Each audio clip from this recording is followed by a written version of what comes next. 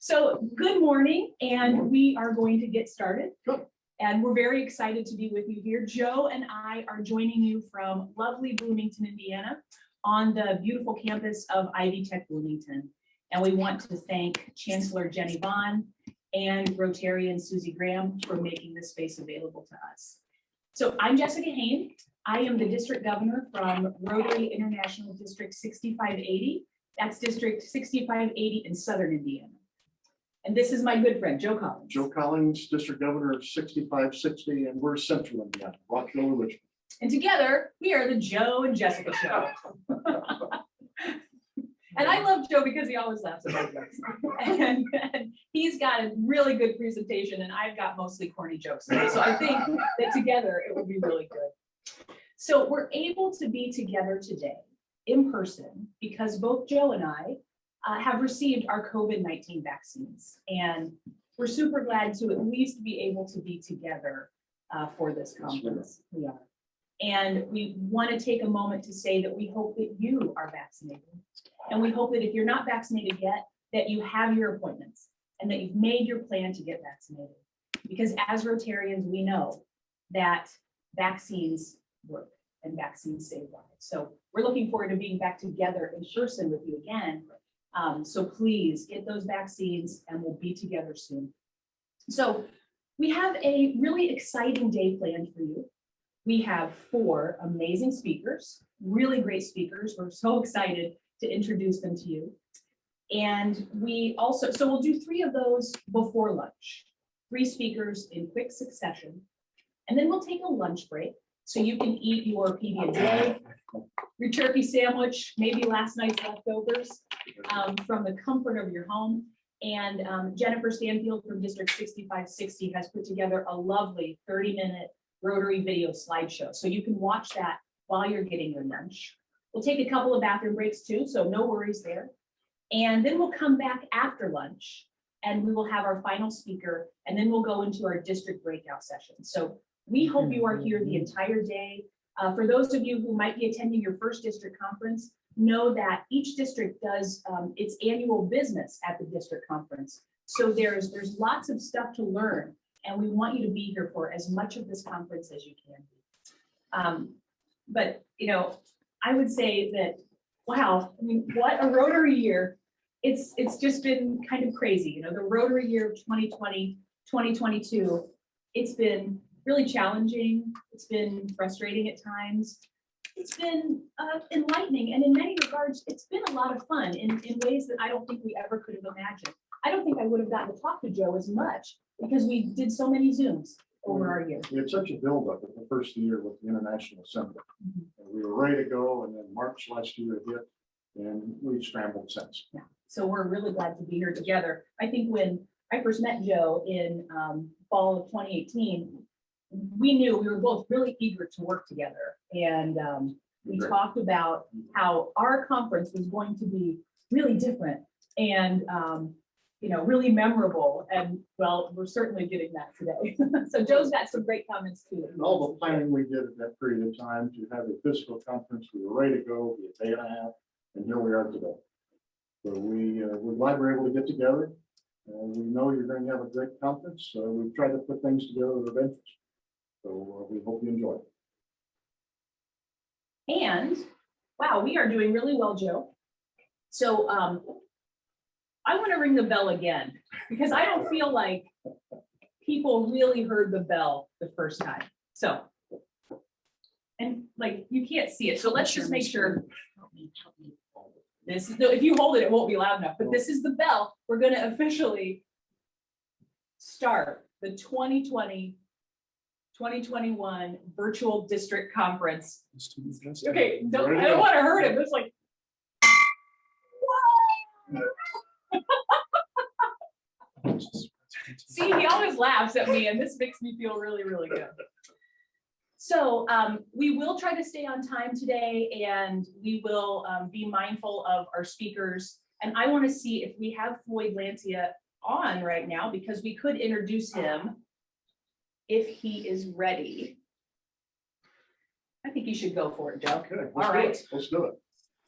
Well, Jessica touched on just now an issue that we have, and as you know, Rotary each month has a special project that they're always achieving or attempting to achieve. But next week is World Immunization Month.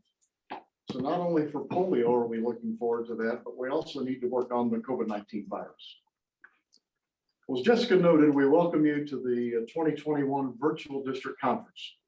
We trust you have several takeaways, and today we have tried to provide. Often we are asked how we're managing, and the answer is very unique, challenging one indeed. Often we are asked if the content will be different because of this, and we also agree it has to be. Struggling to make an opportunity to our SEER membership has become a daily issue, yet we strive to make clubs better. Yes, the pandemic has been overwhelming. Knowing our strife, how has the COVID-19 pandemic provided any positive in our lives? In preparing, I turned to a contributor in the Spokesman's Review, Ed Condren. He had the following positives with service. Well, thus far, we've decreased our carbon footprint. There's tangible improvement of levels of nitrogen dioxide. They've all decreased. An example is the blue sky now visible in Delhi. Family matters. In the past few years, many families have tended to see each other in passing. Family dinners were uncommon. We may never have this opportunity again. I have a feeling that we're going to want to spend more time with each other after this all ends. All work and no play. People were working more before the virus hit. The U.S. Department of Labor indicates that 20% of mothers worked in 1960. Today, 75% of mothers are working full-time. At least 134 countries have laws setting the maximum week period in the work week. The United States does not have such a cap. Today, 85% of males and 60% of females work more than 48 hours per week. The United States remains the only industrialized country in the world with no legally mandated annual leave. Perhaps the expected work week hours will diminish following our pandemic. We'll also be prepared. One of the byproducts of the virus is depleting grocery shelves. I used to joke with my mother about the excessive canned food in her pantry. She would defend the volume by asking what would happen if she ran out. My reply has always been, you go to the grocery store. Life is easier during a pandemic for those who are prepared. Also see improved relationships. A benefit of the coronavirus hiatus is parents are becoming involved with their children since they are essentially homeschooling their prodigy. You have a better understanding of your child as a student. After the virus ends, you're armed with the knowledge. You can foster what they are good at and how you can help them with where they need help to excel in subjects which they struggle. Savings to curb disaster. Ben Franklin's age-old axiom of a penny saved is a penny earned is on its way back. Some people are in the state of panic since they were not prepared financially for this setback. Maybe after things happen, we are back to normal and people will be more frugal. Maybe one of the benefits is we will have a healthier approach to finance. We also see healthcare improves attitudes. It's common to complain about how long we sit in waiting rooms during doctor appointments or the cost of medicine or copays. It's time to breathe, to appreciate the healthcare professionals on the front lines who are at risk while serving the masses. We also will appreciate the great outdoors. We all miss going to concerts, movies, and restaurants. We can exercise in park as long as we're socially distant. What if we spent more time in the parks than in malls? How much money would we save? Kill them with kindness. Caremongering. It's a word that did not exist before the coronavirus. Some of the common acts of kindness that are happening are supermarkets, runs for those who are unable to leave their homes. People are cooking meals for those in need. Can the acts of generosity continue when the quarantine is lifted? United we stand, divided we fall. America has not been so divided since the Civil War. The division between red and blue is obvious. Few politicos cross the aisle in Washington to accomplish anything. However, much like 9/11, there is increased unity. We're all having to be on the same page to sniff out the pandemic. Can the country emerge from the virus with unity? The only way we're going to progress is if we reconnect. Well, how does this relate to Rotary? Our membership was less than computer literate as we learned to virtually gather for meetings. The inability to use Zoom is not an everyday natural experience. The lack of engagement is being met by those local board members and Rotary members, but also those who are vacationing or even from other continents. Yes, we do miss the face-to-face, but having to adapt to the condition present has made us realize how important our association with one another truly is today. We faced challenges before, and through our Rotary world, we address these obstacles and find solutions. Polio, the need for clean water, basic literacy, healthcare, and numerous other social issues are in the forefront of what we are all about. Together, we are able to solve complex issues, and it makes us better for doing so. Learning from our experiences as Rotarians allows us to connect leaders, link diverse perspectives, and build lasting relationships to take action in our communities, at home, and around the globe. I hope this has helped with some positive spin on the virus. It has been difficult for all of us, and we're working through it, and it's going to happen. We're going to make it. Next on the program, I would like to introduce a young man from Fort Wayne, Indiana.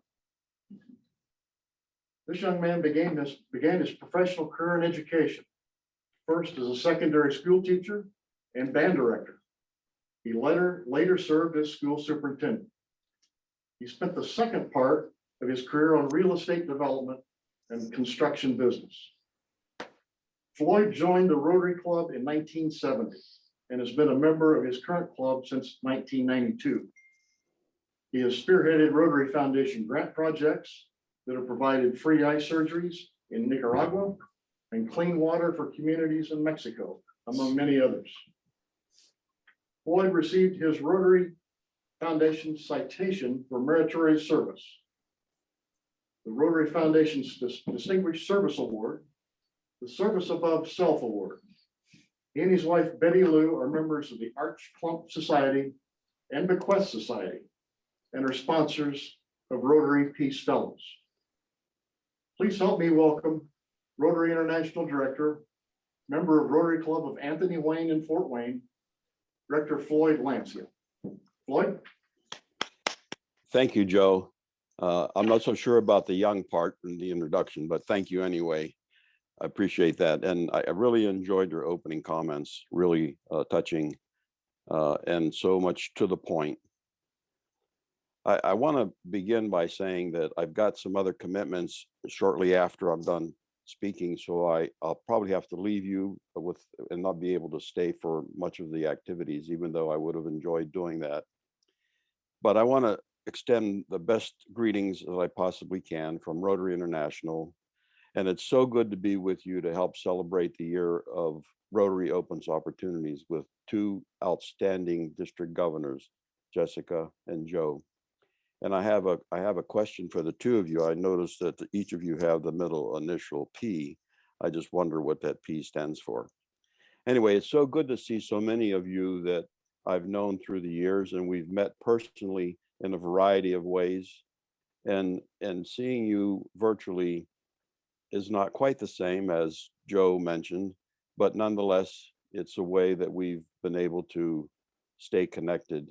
And it's an important way for us, especially at this time. You know, the pandemic has affected our leadership ability. Each of us have endured the pandemic in some way or another, but yet we've continued to be of service. Those of you who are in district and club leadership have continued your commitment as the pandemic has affected your leadership ability. We have endured and continue to be of service to others. And I know that each of you here today sees it as such. And I commend you for your dedication and for your service and what you will continue to do. There are a few phrases that I've learned over the last 15 months. Just wanted to pass them on to you. COVID, pandemic, Zoom, you're muted, and next slide, please. And I think that those of us who have been on multiple Zooms have heard each and every one of those multiple times. But I wanted to share that with you just to perhaps to add a little bit of humor. Clubs and districts are experiencing a variety of ways staying together. This is one. And you have demonstrated the ability to stay connected and continue to doing service and service projects and fundraising and so on. We have to and must continue to accept the changes in a positive way. And we need to continue to do that so that we may continue to do the phenomenal work, both here at home and around the globe. And as Rotarians, we need to be flexible. And we see that in our meetings as we meet either hybrid or in person or strictly on Zoom. We need to be creative and imaginative to any and all the changes. And still, we need to remain positive. Recently, Rotary celebrated its 116th birthday. And it's always been flexible in the way it meets, not quite as flexible as we are today. Not in the identity, but in the principle in which we hold dear from the very beginning. That principle, started back in 1905, was fellowship. And as Paul Harris and his 3 associates met for the very first time, that was their primary goal. We're now challenged in the way we meet, but we still desire fellowship. We want to meet other individuals with similar interests. Back then, the norm was taking turns and meeting at each other's office. Well, we're kind of like doing that right now. That's where Rotary started and how it got its name. But the main thing back then, and still remains as one of the core values, is fellowship. It's always been the key to Rotary as we continue to develop those acquaintances that we love meeting with each week. The second principle was, and it's dear to us, is leadership. Think about the opportunities we have, even though we hold positions in our professions and in our businesses. When we join Rotary, we have the opportunity to become unified leaders in our community. And just as Joe mentioned, where we have the opportunities to stretch our bonds far beyond what we were capable of before we became united. Together, we have the opportunity to provide mentorship to young people who may not even know that they have leadership potential, but yet we can see that and we encourage them to become part of our family. Integrity is another one of our guiding principles.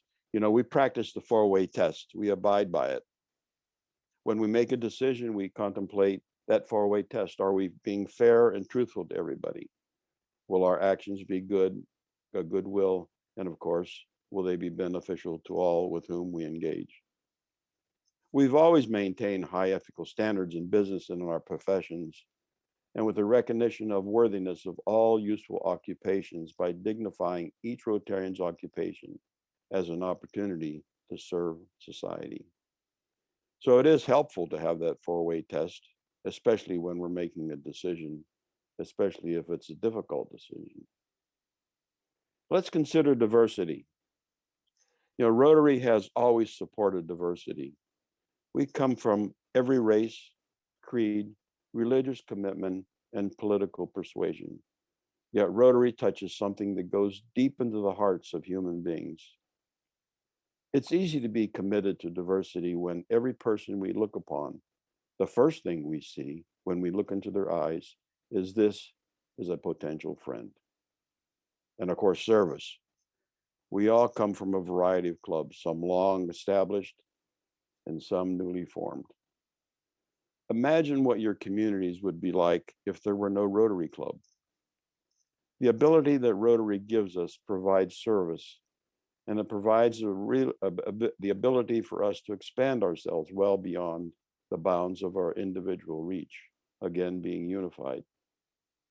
Service is a gift that gives for generation after generation, and the application of the ideal of service in each Rotary's person's business, professional, and community life.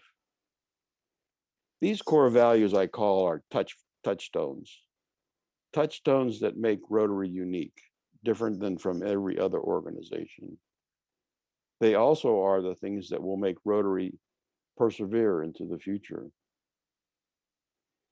You know, I'm so proud to be a Rotarian, and I think many of you here, if not all, can say that same thing.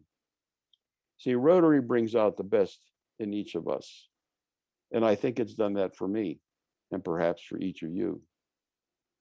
Let's think about it. What would Paul Harris think of what Rotary is today when it began in 1905, and when just 4 years later, it became a national organization reaching from coast to coast? Soon after that, it became international. But the important thing about Rotary is the way it involves young people, interactors, Rotaractors, and even those who are young at heart, who are finding innovative ways to meet and provide service to our communities. And as long as we keep Rotary alive in the hearts of young people, Rotary will have a secure future in the world. You know, Rotary stands for international understanding and goodwill and peace. The advancement of these principles throughout the world in the fellowship of our businesses and professional lives unites us in the ideals of service. So every time we become engaged with any of the 7 areas of focus, yes, there are 7, we've recently added the environment, we create a bond of trust that finds a repository in the hearts and minds of all people that our service touches. It's our service that extends throughout the world that makes it a safer, kinder, and more peaceful place. Our Rotary of today will not be the same as Rotary of tomorrow. This is a perfect example in just how we're meeting today and how it will continue and what will be the new norm. Rotary of today cannot and will not be the same as the Rotary of tomorrow. So think about the future. Think how your club has changed just in the past few months. To quote past RI President John Kenny, the future of Rotary is in your hands. And thanks to each Rotarian, Rotary will continue to evolve as it does. Rotarians will continue to advance international understanding, goodwill, and peace as we offer ourselves in the service above self.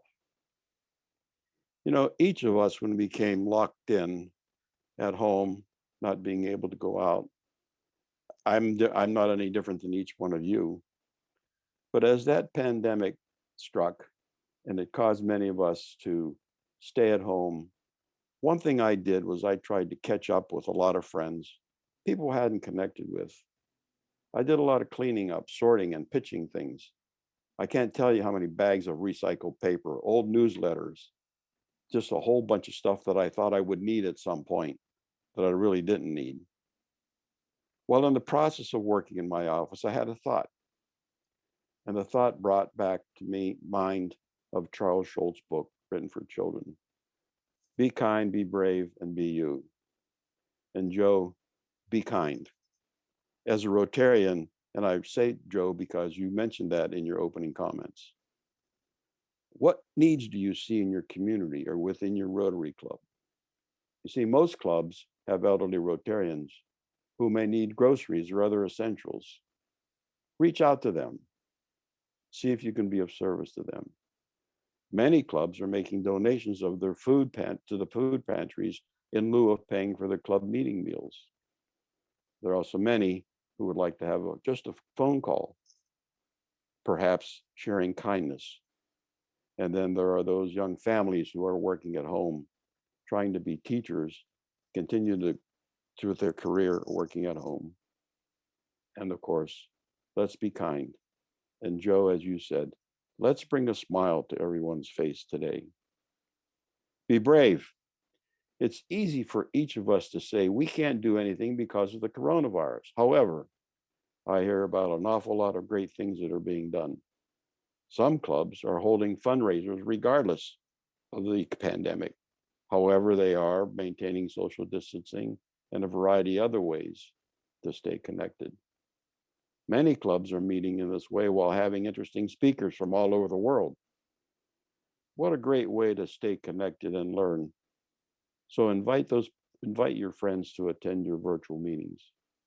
You know, Mother Teresa once said, we cannot all do great things, but we can do small things with great love. So be someone to somebody today. Be you. We're Rotarians, and we know our motto is service above self. We also know it's not a plaque we hang on the wall. In these times, we need to be creative and imaginative as we look at ways to do small service projects while maintaining that social distancing. Inviting a prospective member to join your Zoom meeting is a great way to introduce someone to our organization. You see, they can join you from the comfort of their home while experiencing a discussion with someone perhaps from another part of the world. So think of the fun ways to be you while being a Rotarian.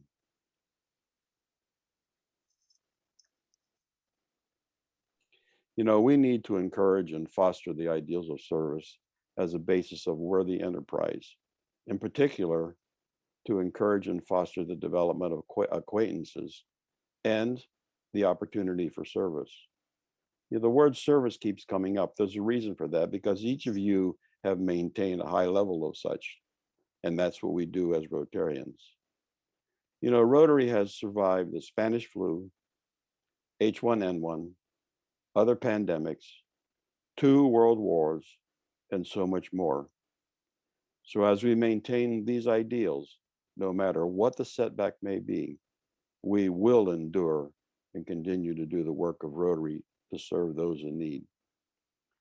As I close, I'd like to leave you with 5 following charges. Since we've been in the pandemic, things have changed. I suggest to you, don't go back to normal. Keep embracing what we've learned virtually and continue doing the work of Rotary in every way that you can. Look to the future. Where do you think your club and where do you want your club or district to be in 5 years? Look for members who are a good fit for your club, and of all things, meet their expectations. And remember our promise to the children of the world to eradicate polio so that we may continue and support Rotary in every way that we can and help those children. And of course, number 5, have fun in Rotary. Someone once told me, it wasn't Jessica, but I can tell that Jessica has a great deal of fun in Rotary. Someone once told me, it's not Rotary if it ain't fun. And that person is right. And Jessica, I see you shaking your head. So I say to you, stay healthy and carry on the work of Rotary and be safe, get your vaccines. And thank you so much for allowing me to spend some time with you today. Thank you, Floyd. Thank you so much. Okay, we're ready. We're live again, back in Bloomington. Director Floyd, thank you so much for coming to our district conference today. I know that you have 2 more district conferences to attend today, so safe travels, and we will see you in person soon. So it is my pleasure to introduce our next featured speaker of the day. I have the honor of introducing Rotarian Jenny Stotts. Jenny is the executive director for the Athens CASA Gal program. She is the membership chair for Rotary District 6690 in Ohio. And she's a proud member of the Rotary Club of Athens Sunrise. So I first met Jenny in the summer of 2019. And my good friend and her district governor, Steve Heiser, introduced the 2 of us. He said, I think you 2 will have a lot in common. And frankly, we were like the only younger members at the bar. And I thought he maybe thought we might enjoy talking to each other. And I will say that when I met Jenny, I was struck by the fact that she is professional and passionate, an amazing working mom, and she is so cool. She's the kind of person that I want to be. And then I ran into her at the International Assembly in San Diego in January of 2020. I opened my program and I saw that she was going to be one of the keynote speakers. And so I looked around in the cafeteria and I sought her out and I gave her a big hug and I said, I can't believe you're speaking. I'm so excited for you. And then I went back to my hotel room and I looked her up on DACTV and I found her email and I said, I don't know exactly what this Rotary Happy topic is that you're presenting tomorrow, but I know it's going to be great. And would you consider speaking at our district conference in April of 2021? And she said yes. And I am so glad that she did, because you are going to love hearing what she has to say. So without further ado, Rotarian and all around super cool person, Jenny Stotts. Wow, that's a tall bar, Jessica. So everyone, we're going to take just about 1 second and just lower your expectations a few notches, because this is my second Zoom call of the day, but I have decided that I'm going to like y'all better than I liked the last group. You see, they did not laugh at any of my jokes and I worked really hard on them. So if y'all could just do me a favor, laugh at my jokes. And you have to kind of laugh bigger in a Zoom call, because I got to like see it. I got to imagine that you're laughing. So that's the first step. And I can tell already that I'm going to love you all a lot more than I loved that last group. So let's rewind about 378 days or so, because that's when lockdown started in my state of Ohio. You know, back when we first started using words like pivot and virtual meeting, right? And then like words like that became really sexy. We'd say, oh, we're just gonna pivot and we're just gonna explore new things. And, you know, we were all just trying to like tiptoe into it. Like, all right, we're gonna be all right, it's fine. Did anyone really think we'd still be doing this like a year later or 378 days later? Any of you think you'd be Zooming into your district conference? Or anyone ever imagined that Zooming would become a word that we would say in a professional setting and no one would laugh? Like we just say, oh yeah, we're gonna Zoom in, or yeah, we're Zooming today. And that's just a thing we say. And it just sounds, you know, kind of out of this world. It's kind of, I'm sure you've all seen Dumbo, the original Dumbo. And there's this montage, right, where as a kid, I thought they were just having a lot of fun, like with the, you know, there's all these purple bubbles and pink bubbles everywhere. As an adult, I've watched that film and realized that they were actually drunk. But I would say that they were Zooming. And so I always kind of think of that scene in Dumbo where they're just floating along with the barrels. And so when we say Zooming, just know that that's what I imagine. I'm not thinking of that right now at all. You all shouldn't be concerned. So this is not what any of us were expecting, but I am still very, very Rotary happy. I am so happy that your district leaders have found a way to come together and learn and share ideas, and how cool for us to be connected this way. You know what, it's a great time to be in Rotary. You know, a time where we're more innovative than probably ever before. So I'm happy for each of us. We all get to serve and lead our communities and our clubs and our districts. So I'm Rotary happy for all of you.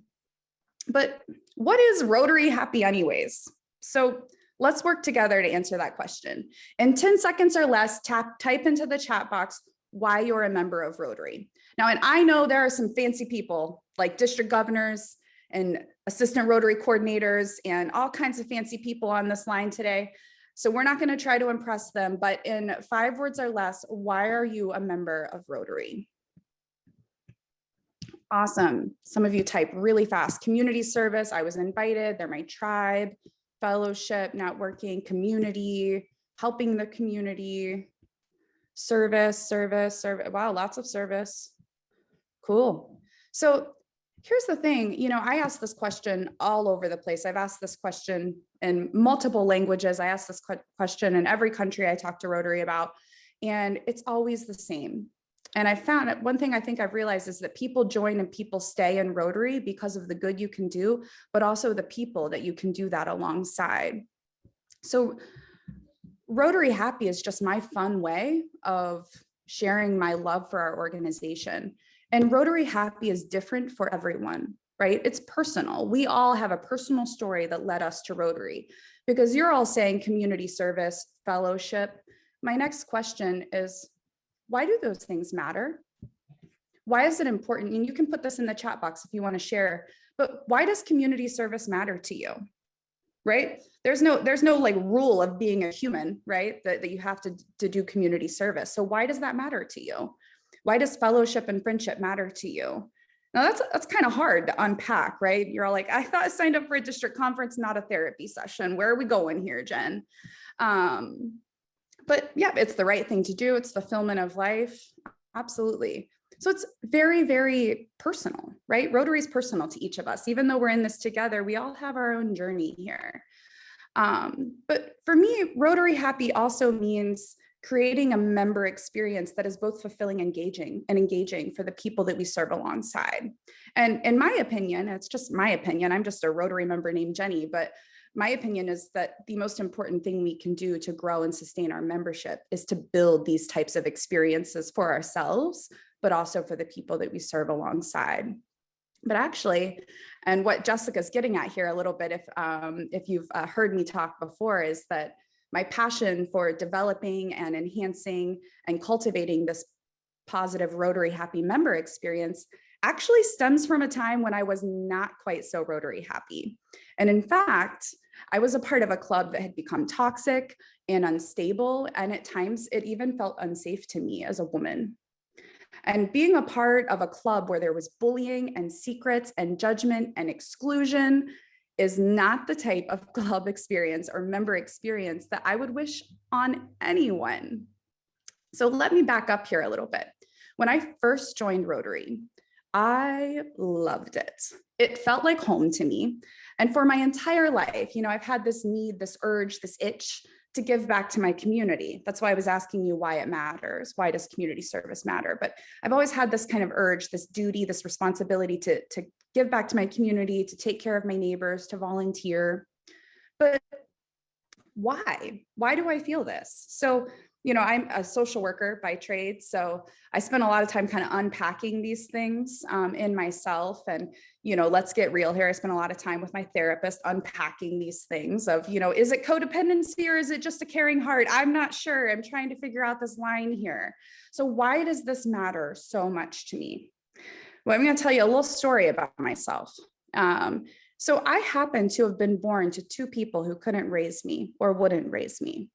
So as a baby, I entered the child welfare system as just an infant. I was a surrendered infant. And I was placed into the Ohio foster care system. So I was placed into a foster home where I was later adopted. And, growing up in a working foster home, my parents who adopted me were foster parents both before and after they adopted me. They've actually been foster parents for about 42 years now.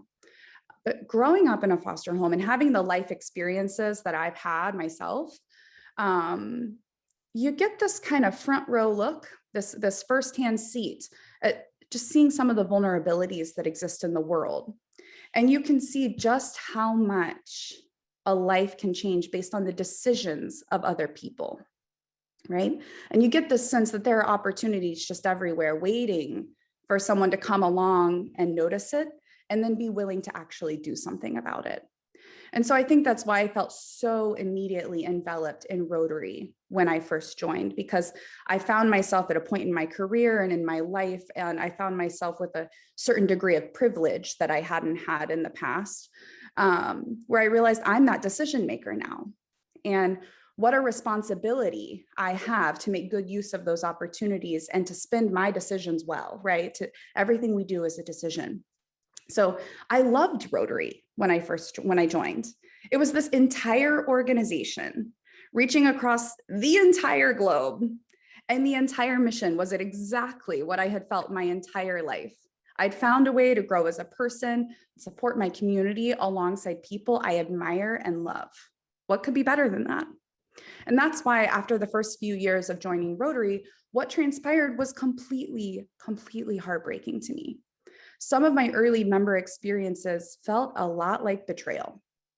It was not what I signed up for. I did not sign up for unwritten rules about where to sit during a meeting. Like, shake your head awkwardly if you know what I'm talking about. I did not sign up for passive aggressive remarks if you dared to miss a meeting. I did not sign up for whispered conversations about who was doing more or less. I did not sign up for comments or jokes about women and what we were wearing. And to me, speaking up just did not feel safe.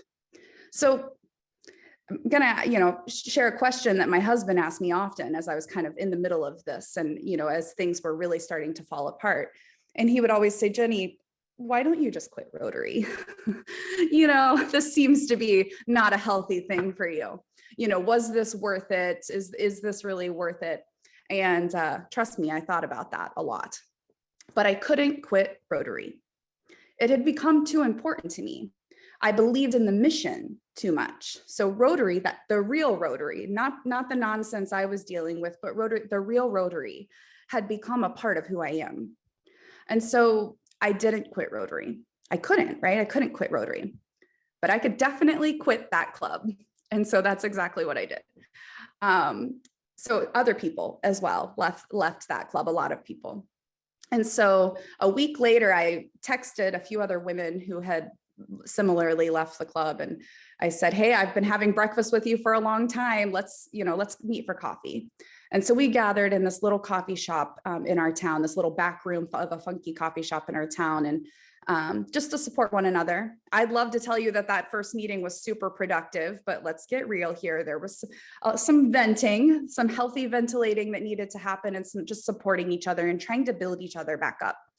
But a cool thing happened. We said, hey, let's do this next week. This was fun. Let's do that. As you do that long goodbye where you're walking down the sidewalk. Oh yeah, I'll see you next week. Absolutely. Sounds great. So we did that. And the cool thing, the next week, someone else joined us, heard we were having coffee, said, I want to come.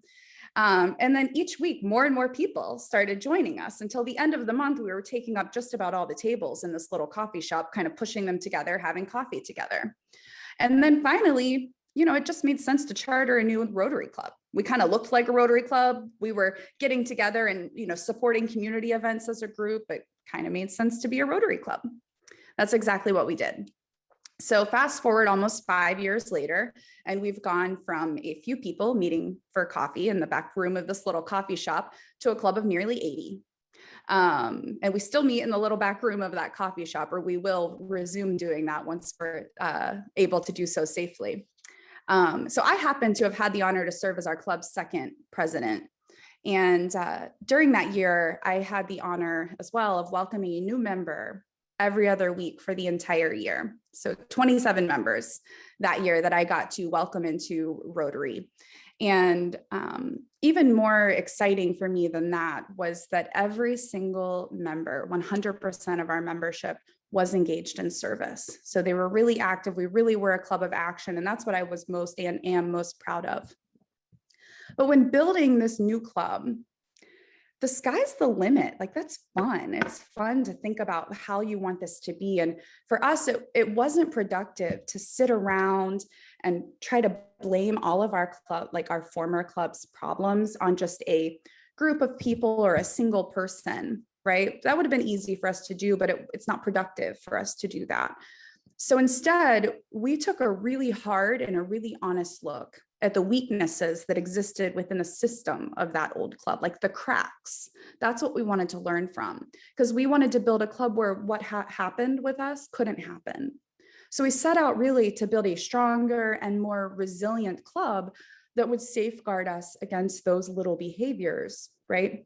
That create those negative member experiences, and over time can lead to even more problematic, toxic, and dangerous dynamics. All those little, what I call sentinel behaviors, the little warning sign behaviors that you observe, like the jokes and the passive aggressive remarks and all that point keeping that sometimes happens. We knew that those behaviors could not have a place in our new club. Now, what these conversations really centered around was the type of member experience that we wanted to cultivate. It's one that fosters both engagement and growth, because we're doing a lot more when we ask someone to join Rotary, or when someone asked you to join Rotary, right? A lot of us joined because someone asked us to. We're doing a lot. We're not just asking someone to join a club. We're asking them to experience Rotary with us. So I think we have a responsibility to make that a good experience for ourselves, because we deserve that, but also the people we're inviting into this deserve it too. So that's what I call Rotary happy. Now, why does this matter to you? Why does the story matter? What's the right? There's a lesson here, right? I wouldn't be a good speaker if I didn't have a lesson. So here's where I'm going with this. Now, raise your hand if it sounds familiar that we need to grow Rotary, right? That we're talking about membership a lot. It's right. You've all heard, you've gotten an email or two about this. You've seen a Facebook post or two about how we got to grow Rotary. We got to increase our numbers, all this, right? You've all, if you're, a president or a president-elect, you've probably heard, set your goals, set your membership goals, come up with your membership plan. That sounds terrifying, right? That sounds a little scary. And it is scary if the only purpose of growing is for us to chart a positive net growth at the end of the year, right? If the only purpose is to throw some impressive numbers up on the scoreboard, the only purpose is to make our district governors look good at the end of the year. If that's the only purpose, it is terrifying. So instead, what I ask each of you to do is to use the numbers as a guide, right? I'm a total nerd. I love numbers. I love charts. I think charts are super sexy. Give me something color coded and I love it. So use the numbers as a guide, learn from them, strategize around them, right? Kind of use them to develop your strategy. Absolutely 100% yes. But focus your energy, your real good gut energy on the member experience. So build a club culture that is Rotary happy. And let's think about why you should grow. Again, we don't want to grow Rotary just to put some impressive numbers up on the scoreboard. We need to grow Rotary because it expands our capacity to do good in the world. And focus on that, because you all proved to me just 20 minutes ago or 15 minutes ago that members join and members stay because of the service they do and the friends they meet. It is certainly why I've stayed in Rotary, even when Rotary got a little tough for me. So, again, I'm just a Rotary member named Jenny, but I think one of our best tools to grow Rotary is to cultivate those positive or Rotary happy type experiences for all of our members. And I have a little time here. I want to tell you a story.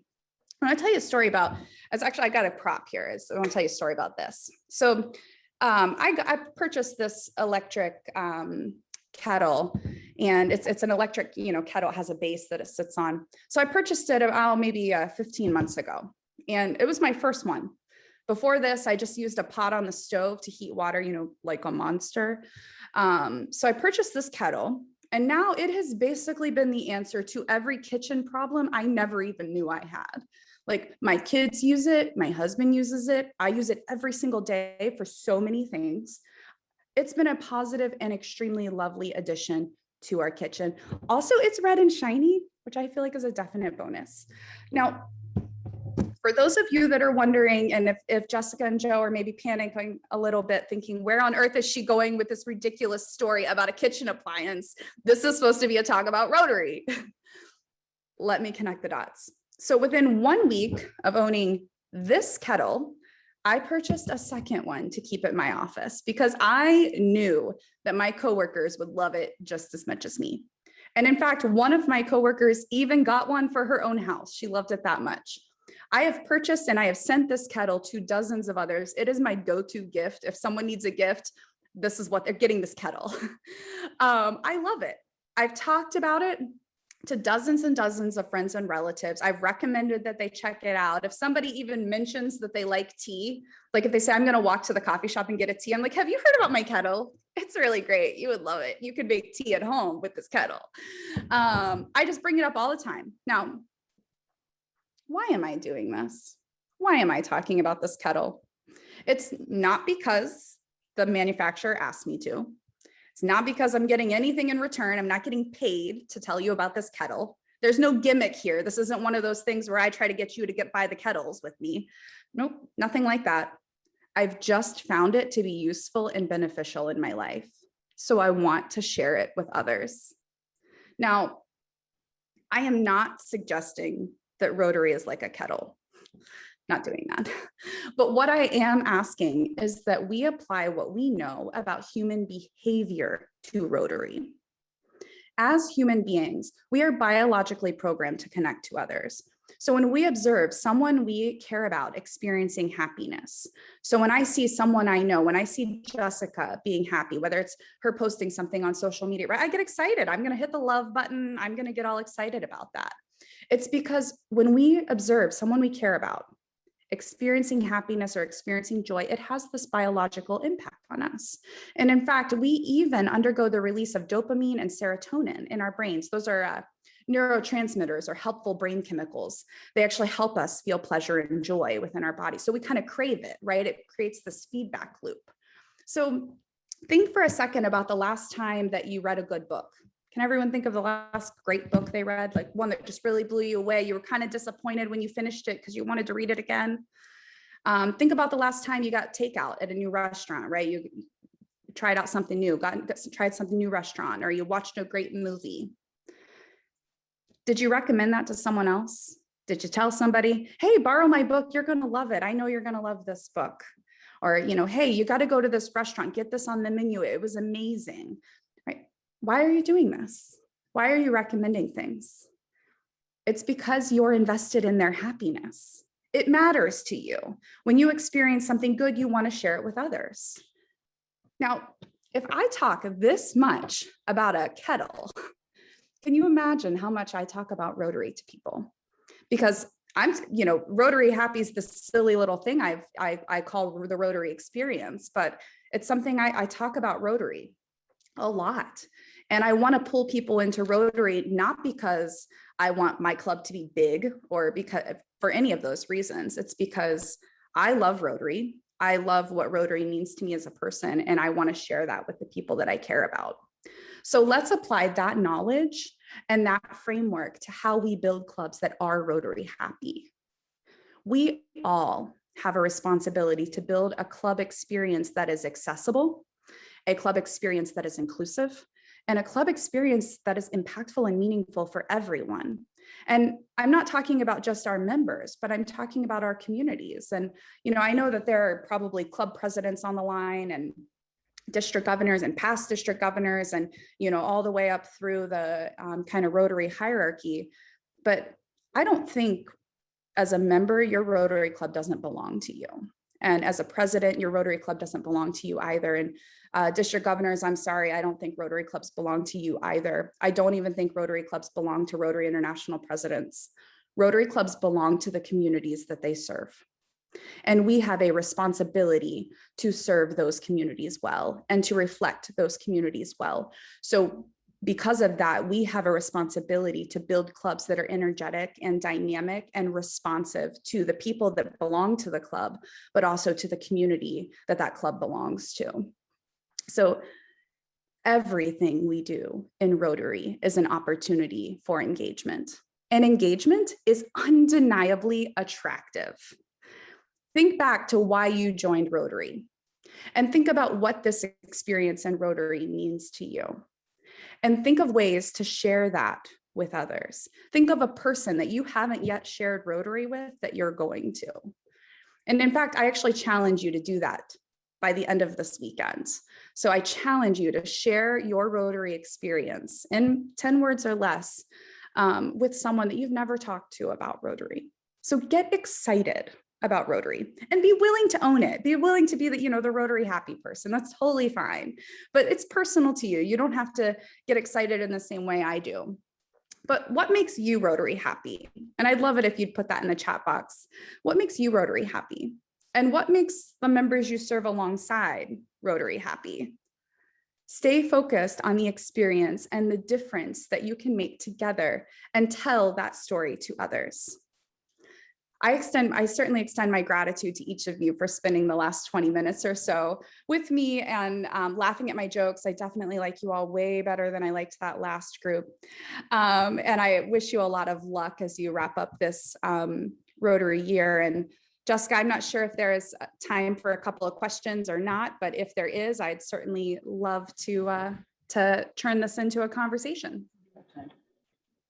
We actually do have a couple of minutes if anybody, maybe one or two questions for Jenny, if you have some. Sure. I thought I saw someone in the chat asked about I have my pronouns listed in my display name. And that's just simply so that people know what pronouns I use. So I use she, her pronouns. And I don't know if there are other questions. I have a little trouble keeping up with the chat, but feel free to unmute if someone has a question. Was your new club male and female? Yes, our new club is about 60% women, and but yes, male, female, and also like gender non-conforming, and so we have a great deal of gender identities in our club. Thank you. Okay, that's wonderful. Thank you, Jenny. That was such an amazing speech. I also own a tea kettle that I am super fired up about, and I love that you took the time to be with us today to share your Rotary story. It means so much to us, and I have never seen such a prolific amount of chat in our district sessions. You did such a good job of engaging us, and like you said, people love it. So thank you, and I hope to see you in person again soon so that I can give you a big hug. I remember what hugs feel like, and I'm really looking forward to it. So thank you, Jenny, and everyone. We are now going to take a 5-minute break. So we will be back online at 11:08 a.m. Eastern Standard Time. See you then.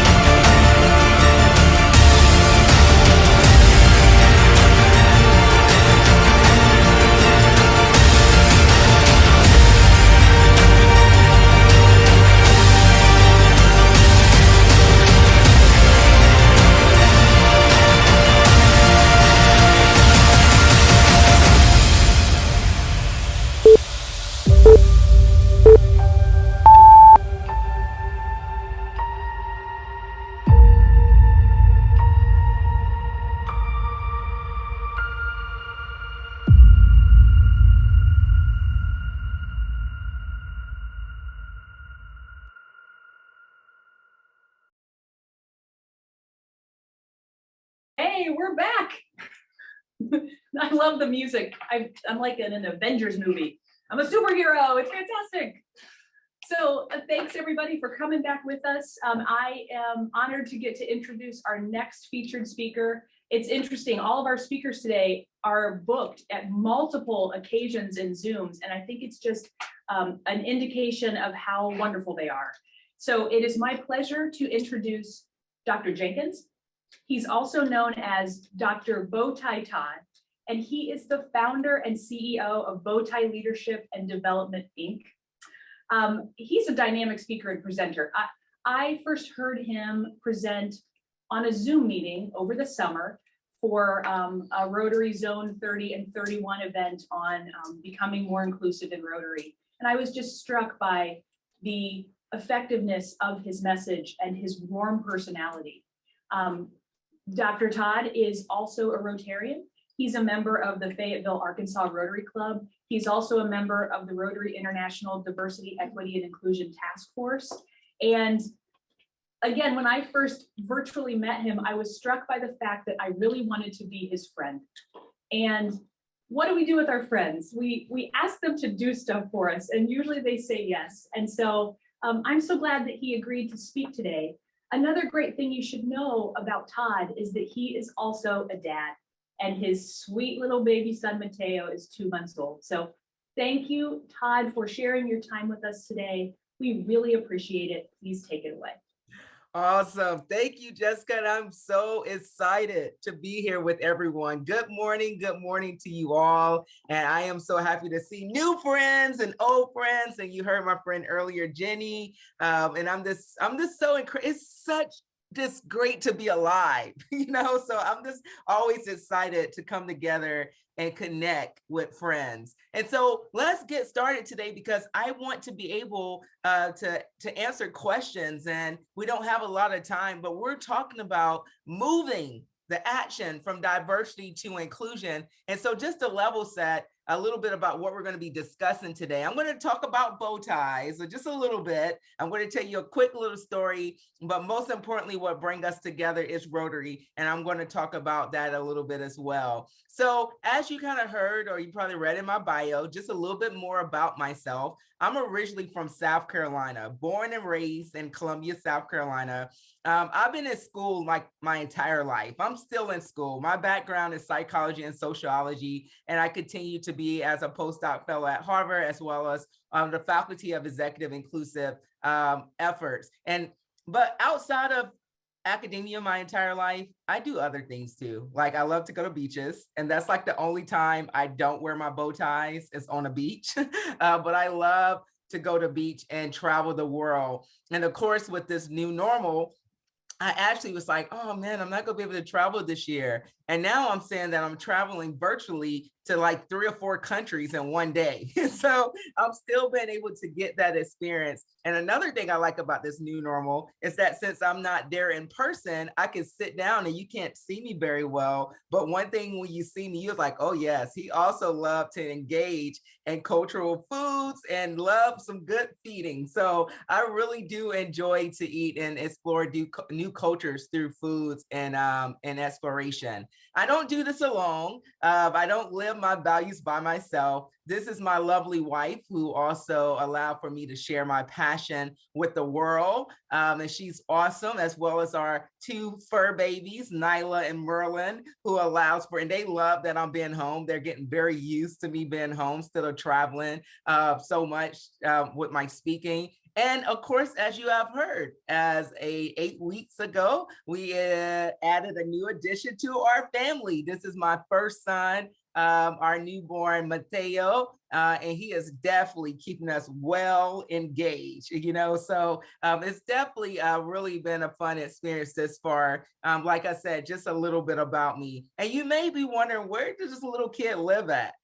We live here in Arkansas. Never thought I would be living in Arkansas, but I do live here in Bentonville, Arkansas. It's a beautiful place to live. If you have never traveled to Bentonville, this is home of Walmart. Walmart is actually, I can look at Walmart outside of my window, the corporate office, as well as it's a home of a lot of natural park, as far as Crystal Bridges, the Museum of Art. It's just a beautiful place. Come check it out. If you come let me know. We would love to get coffee and you can meet Mateo. Outside of that, you may be wondering, why do they call you Bowtie Todd? What's up with this bow tie? And my friends, I tell you today, the bow tie to me is larger than a necktie. But let me tell you how it came about. As I travel locally and globally, individuals will stop me and ask me about my necktie. You know, they usually ask me like, where did I get it from? Did you tie it yourself? Or they give me positive comments. I don't think I ever heard a negative comment, well, at least about myself with the necktie. Sometimes I hear negative comments about, you know, them and their partners like, hey, my neck is too fat. I can't wear this, or it doesn't look good. But I started to think, and I had this epiphany while I was in school, that what if we lived in a world where people would genuinely stop what they're doing to be curious about another human that they never met before? What if we stop and really wanted to just say positive things to each other, like people have done with my bow tie as a great conversation starter? And so what I also notice is in my research and in practice, individuals are challenged with how to have effective conversations in the workplace, in the community. And so what I did was I created a very, very simple acronym of the bow tie, how you can have everyday conversations. And here's some of the expectations that we can even have for our conversation today. Let me share with you. The first letter of bow tie is the letter B. And the letter B stands for anything you do in conversations in the presentation today, I need you to be mentally present. I need you to be mentally present. I know that we're all virtually connected physically in our own space, but I'm asking that you be mentally present. The next letter of bow tie is the letter O, and O stands for openness. Come in the conversation with the open mind and an open heart. I'm not asking that everything we talk about today, you're going to agree with, you're going to love, but I'm just asking if you have an open mind and an open heart. That's the next letter of bow tie. And let's go to our next letter, which is the letter W. And I love W because this stands for willingness. Willing to share your own story and own your own truth. Willingness to share your own story and own your own truth. I believe everyone on this call has a unique story and it's very valuable and it's up to you to share it. So it's going to be times where you can ask questions or you can talk to each other. Be willing to share your story and engage. I'm not sure if we have any bow tie wearers on the call today, but usually what I hear is the most challenging part of the bow tie that people ask me about or they talk to me about is really what I call this knot in the middle. A lot of people are very challenged about how do you get this knot to connect when you're tied in yourself. And my friends, today I've seen that's the most challenging part of conversations. How do you tie it together? How do you lead the conversation better than you came in? How do you make this summit, this district conference work for you personally and professionally and in your club? And guess what? That's up to you to bow tie it together. So if that makes sense to you, if you agree to the bow tie rules, in the chat box, will you go and write the word bow tie? If you agree to the bow tie rules today, or you're going to support, oh yes, Jessica, I'm seeing some bow ties come through. I love it, I love it, I love it, I love it. Okay, now we can get started with the conference, okay, with my discussion. So what I'm here talking about, I'm talking about diversity and inclusion. And I think it's very important before I go into further that I actually define what these words mean to me. Because so many times when we come into these conversations around diversity and inclusion, sometimes we just expect for everyone to know what we're talking about. And we expect that we all understand that we see those words the same way. So I think the first part of the conversation is let's level set and see what these words mean to each other. So let me tell you my position of diversity. What is diversity? Well, diversity to me is twofold. Diversity is visible and invisible differences that make someone complete. Okay? So visually, you see me on camera right now, you see a good looking brown guy over here with a bow tie on. That is my visible difference. but invisible. You may not know that I'm one of 13 kids. I can hablar Espanol and follow Portuguese. I'm afraid of heights, but I love to travel in planes. So I want people to understand when you show up to this word of diversity, this beautiful spectrum, it is the things you see on the outside, but it's also as equally as the important of the things you don't see, like your mindset, your behaviors, your ideas, your faith, your belief system, your sexual orientation, abilities, etc. Make sense? Okay, I see some head nods. All right, let's go to the next word, inclusion, because we throw this word out a lot too lately. And what is inclusion? Inclusion is also very simple. Inclusion is creating an environment. It's an action. It's creating an environment, a space, a culture where we behave in a way that we respect all these visible and invisible differences. But not only just respect, but also that we value, we champion, and we ensure that individuals, as we strive for inclusivity, are seen and heard. Now, you may be wondering, Dr. Jenkins, why did you put heard in your definition? Well, thank you for asking. The reason why I put heard in my definition, my friends, is because how many of you know that you could be doing a lot of talking, but that does not mean anyone is listening? So it's very, very important as we strive for inclusive climates and culture that we ensure that the people in our communities and our clubs and our workplaces are seen and heard. Okay, but you cannot talk about true inclusion without talking about equity. And you know, I love, you know, I do this work professionally. And so I speak to a lot of senior leaders in Fortune 500 companies. And I also speak to a lot of community service organization leaders. And they say, Todd, you know, we just want to treat everyone equal. We're just, you know, and I say, hey, I agree. I agree with you. We should strive for equality, but equality should be the baseline. Let's strive for equity. And, you know, because that you have to be inspired to do that. And you have to be intentional. And leaders look at me and say, well, what do you mean equity? Because a lot of leaders get business equity, but I'm talking about human equity. I'm talking about another strive. And they said, well, what's the difference? The best way I can explain it is that I actually, no disrespect, I just lift up my shoe. Okay. And what I do, I lift up my shoe on the table and I show them and I say, hey, here's the difference. Well, first, you have to understand that I wear size 10 and a half. I'm sorry, if you don't mind muting your mic, that would be awesome. Or the host, if you don't mind doing that for us, that would be awesome. Bring it all the way back. Okay, it's not gonna work. No, It's a bigger cushion. no, let's just Awesome. keep Yes. it without Well, the I'm going to cushion try to first. talk over the A little bit individual, and but I'm see. so sorry for the I don't distraction. need the cushion, I just have a cushion for height. But I will tell you, I'm sorry. Let's just give a moment. All right. All right. Okay, Let's try see. this. I want you all to be able to hear me okay. Let me see if I can do some power. I think I have some power up here. If not, it's- Jennifer, could you please mute everyone? And then Todd, you'll probably have to unmute yourself again, but that might help. No.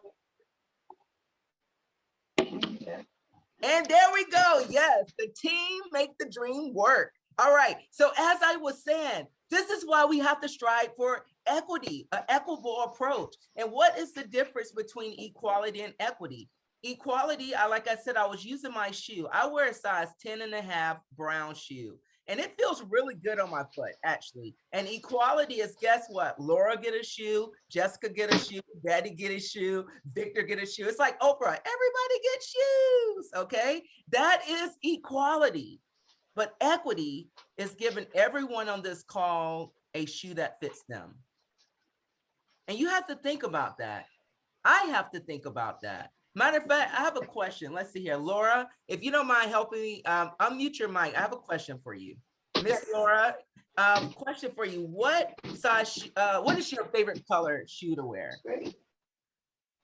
Well, since I have probably about 150 shoes, today, my favorite color of shoe is tan.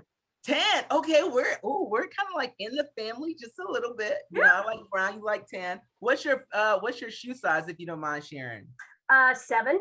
7. Okay, well, I think I have a slightly larger shoe than you, but hey, how will you feel? I have a question for you. How will you feel if I ask you to show up to work every day with my size 10.5 brown shoe on?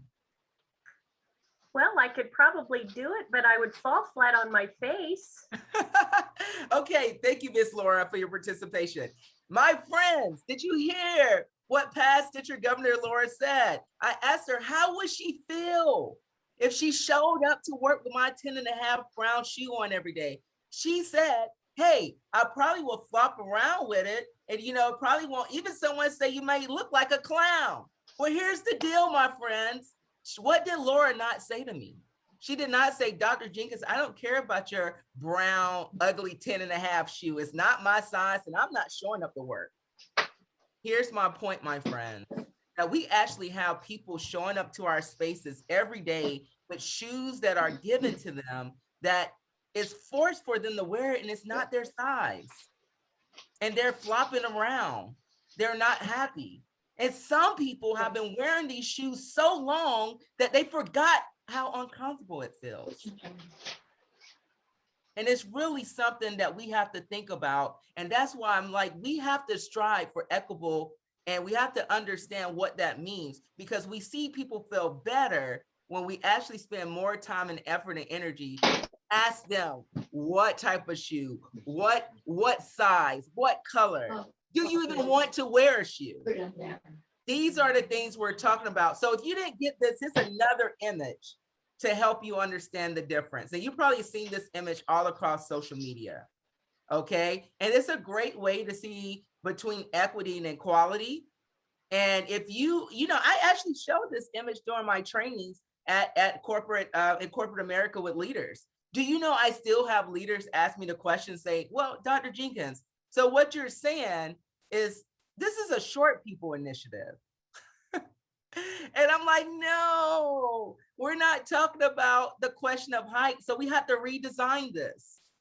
And what we're looking at, my friends, today, my fellow Rotarians, we are not talking about the question of height, but we are looking at the question of structural barriers to opportunity. That's what we're talking about. What are the structural barriers for individuals to be the best they can be in Rotary and outside of Rotary? And I think that is important, and that's why we're having this conversation today. But I want you to think about, what is your reality in this space? Personally, what is your reality? What is your reality in your community? What is your reality in your club? We want to think about this. Why are we talking about this, Jessica, in our district summit? You know why? It's because it's important, it's vital, it's imperative that because we could do the mission of what we came to do and exist today as Rotarians. And it's a strong case that if we continue to move from diversity to inclusive efforts, guess what it says in research? It will make us all bigger, better, and stronger together. If we get this right, if we strive for this journey, it's a case where everyone is included. And guess what, my friends? Everybody wins, including straight white old men. Everybody wins in inclusion. That's why do I say that? It's because inclusion, it really means everyone should feel as if they belong. It does not mean that you have to give up something for someone else to gain. It does not mean that you have to give handouts. But what we're asking for, are we willing to give hand-ins so everyone can be the best that they can be, whether in Rotary or just being a human in our community? And so I really, truly believe that we have an opportunity here. I told you I'm going to tell you a quick story about a little boy I got to know very well. This little boy, as you hear his story, I'm just going to read like one page out of his story and tell you a cliff notes. This little boy was raised in the projects in the inner city of the South. His mother had him as a teenage mother. And it was very interesting about all the odds that this little boy was able to beat. But they would talk about his hood, as in his hood, the only way you can come out of this hood and his projects was really 3 ways. It was through gangs, death, violence, or crime. Like this is really what the world told this little boy, that this is what he's going to grow up to be. A lot of individuals in the hood, they did not graduate from high school. Better yet, they never thought of college. And so this was very interesting. This projects in the South is actually one of the national studies that they look at third grader test scores to determine how many prison beds to build. This is a part of that national study. Yes, this is the hood, this is the projects. But let me tell you another page of this young boy's book.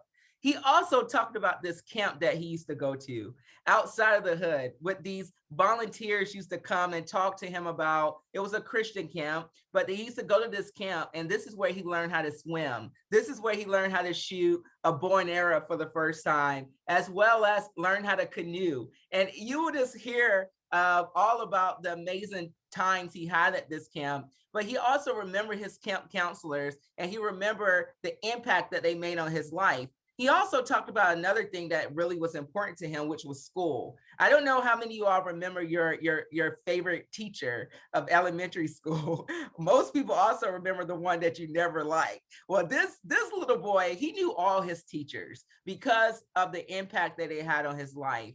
And he did beat the odds. And unfortunately, he was raised in an environment where it was black and white. And so if you can't see it very well, but on the first icon on the screen was what they considered a black school district. And so he went through that all the way through grade school, and he had to test into the white district in order to go to that school. And as you can see in the second picture in the middle, that school looked very different than that first school. But the only reason why he was able to go to that school is because he tested into that district, as well as his grandmother was a janitor worker at the school. So that's why he was able to attend that school. Well, guess what? He beat the odds, and he graduated from high school. He was student body president, and he went off to college to kind of really understand how the brain works and how human behaves together. And Rotary actually was his first opportunity to go abroad to live in Brazil as a new generation services change. And that little boy is here today talking to Southern Indiana about why it is awesome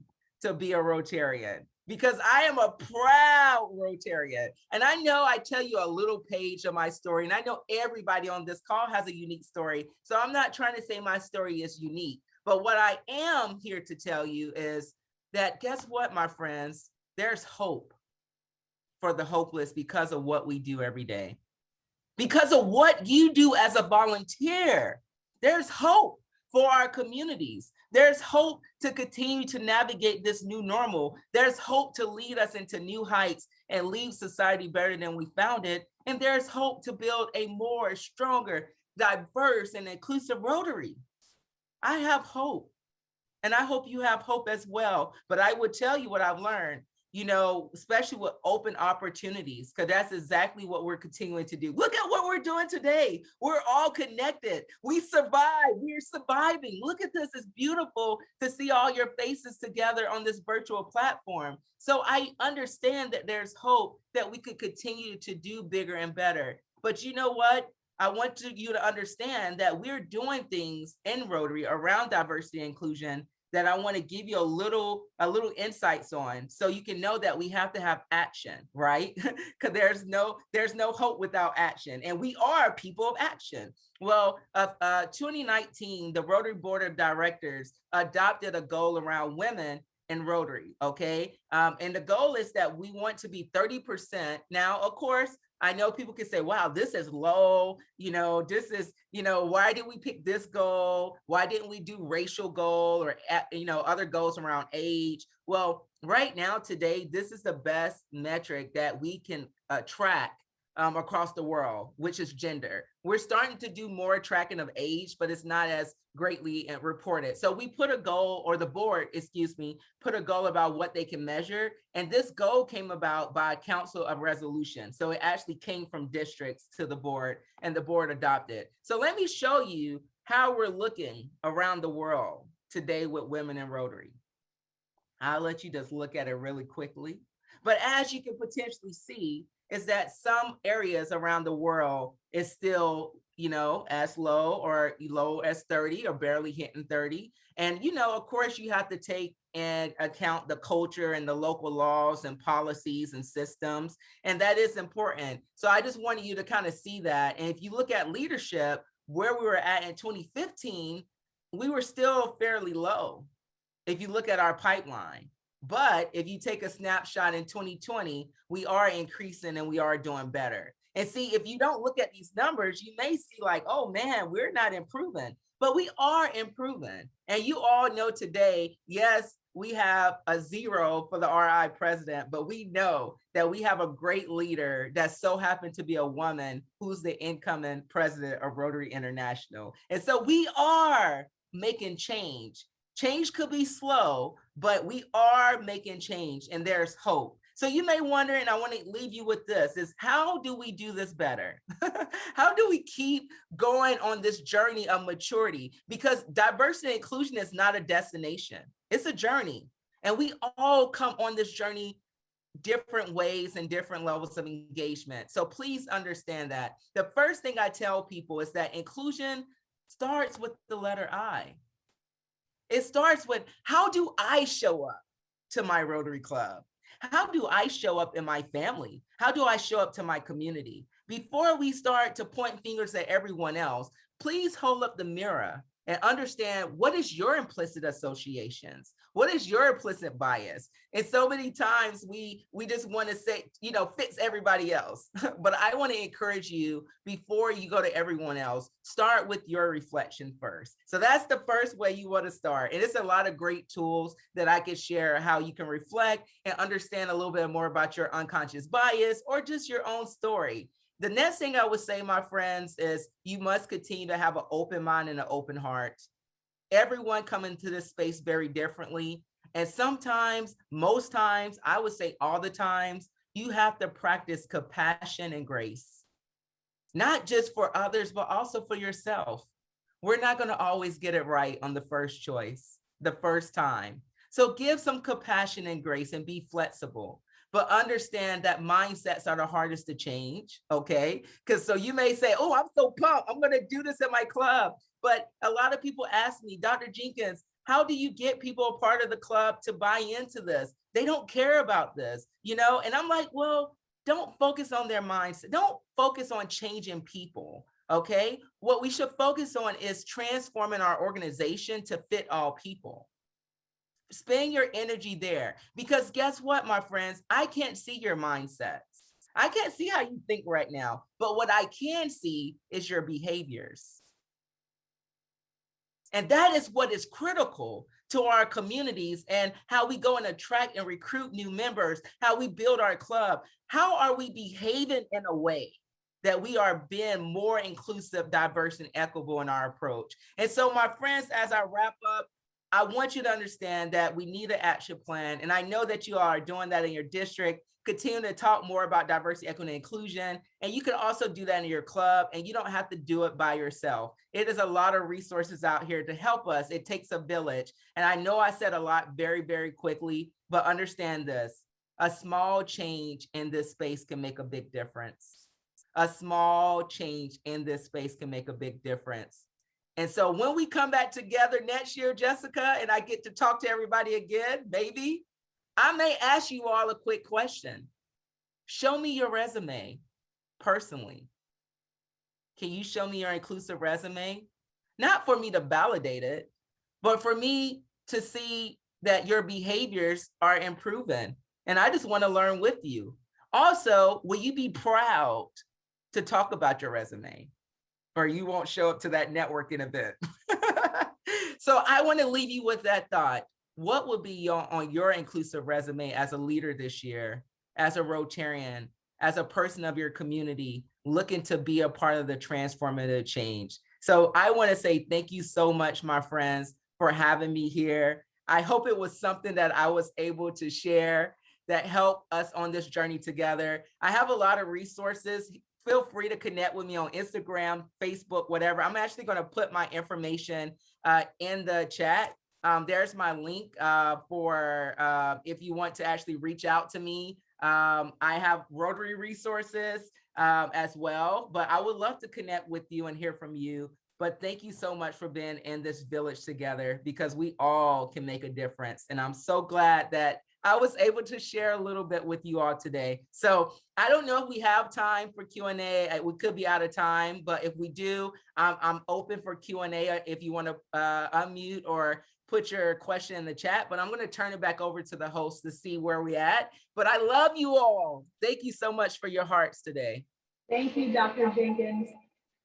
Thank you, Dr. Jenkins, for spending time with us today and for bringing us this message of action and hope and joy. I would love to have you back. I can't speak for everyone, but I'm sure they would agree with me that we would love to have you come and see us in person next Rotary year, and let's talk about those inclusion resumes, please. We do have maybe 3 or 4 minutes if anybody wants to ask a question. Would like to ask, is there a good way to ask questions about inclusion and implicit bias without offending the other group that we're talking to, whatever that other might be? A good way to approach this, a good question that would work? Yeah, I would say that it's no one right way, but there's several wrong ways to do it. But it's Okay. no one right way, but this is what I've seen as a practice. One of the things, especially as a leader or someone of the community, it's what people are uncomfortable with something they never navigated before.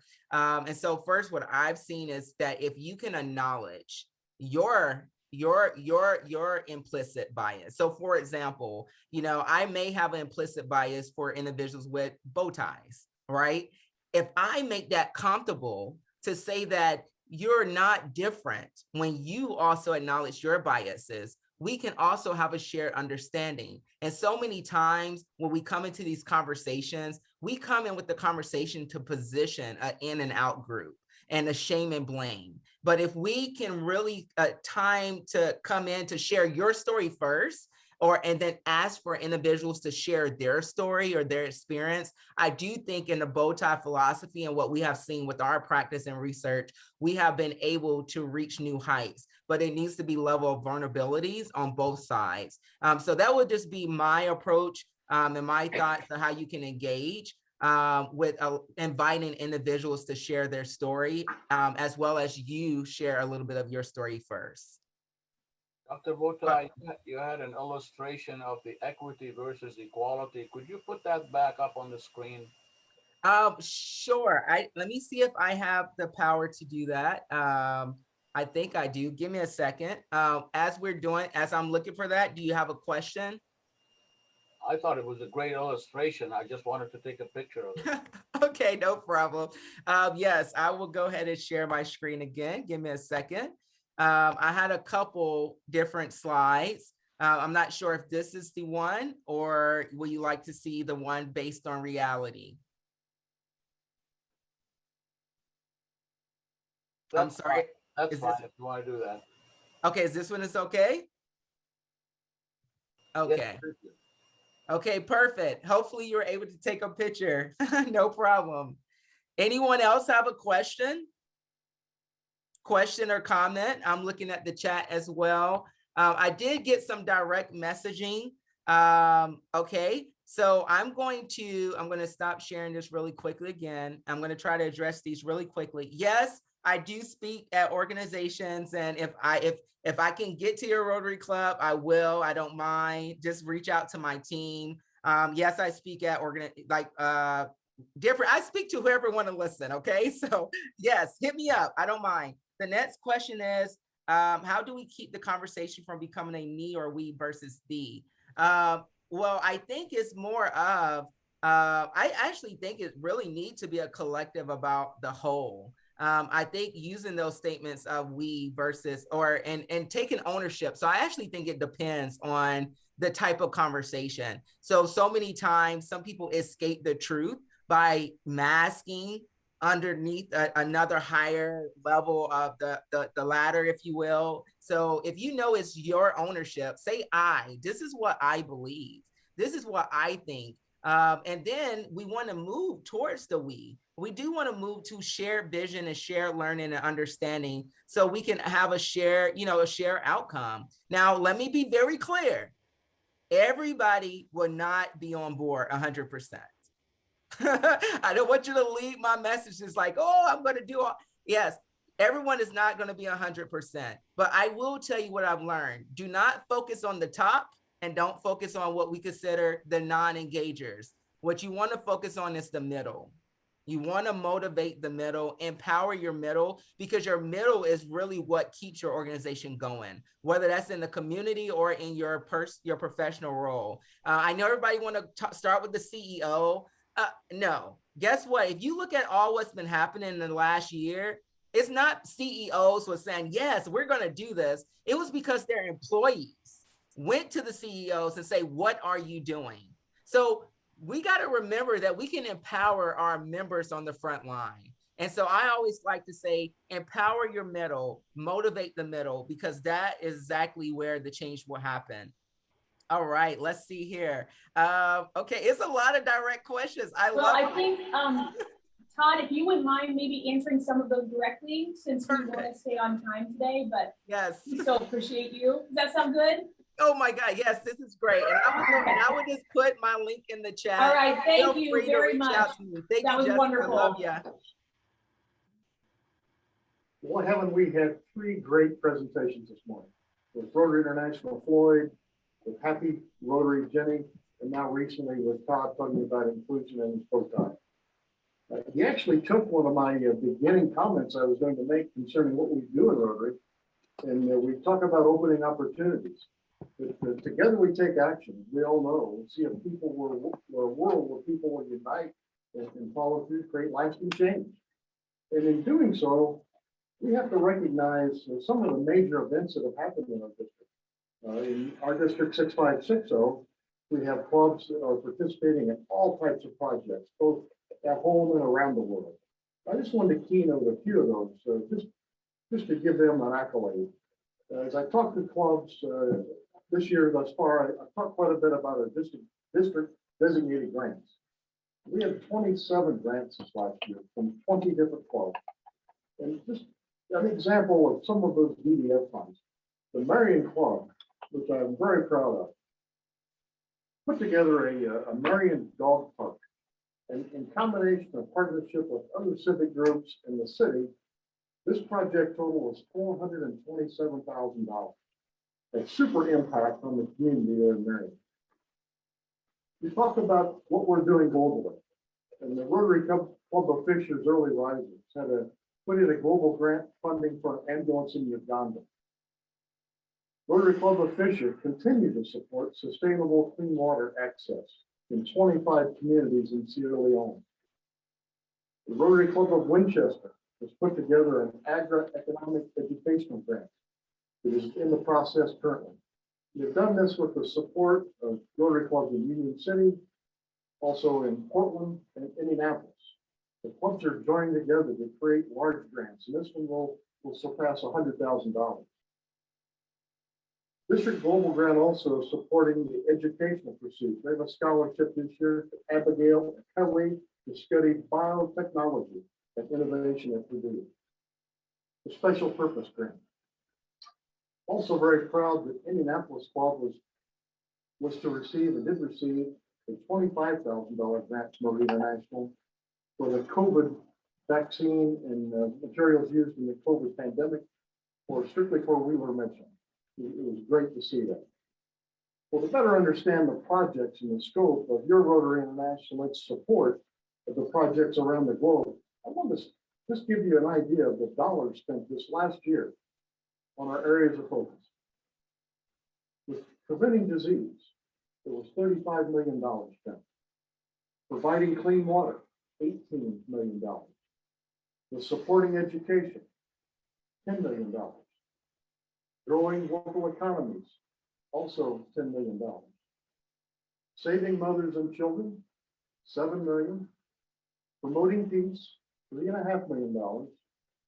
And as we know, the 7th area of focus, saving the environment, will be included in next year's dollars. This totals $83.5 million that the foundation has provided in grants to help sustain the needs throughout the world. We're very, very proud of that. We'll let Jessica discuss her district's grant structure and some of the keynote events.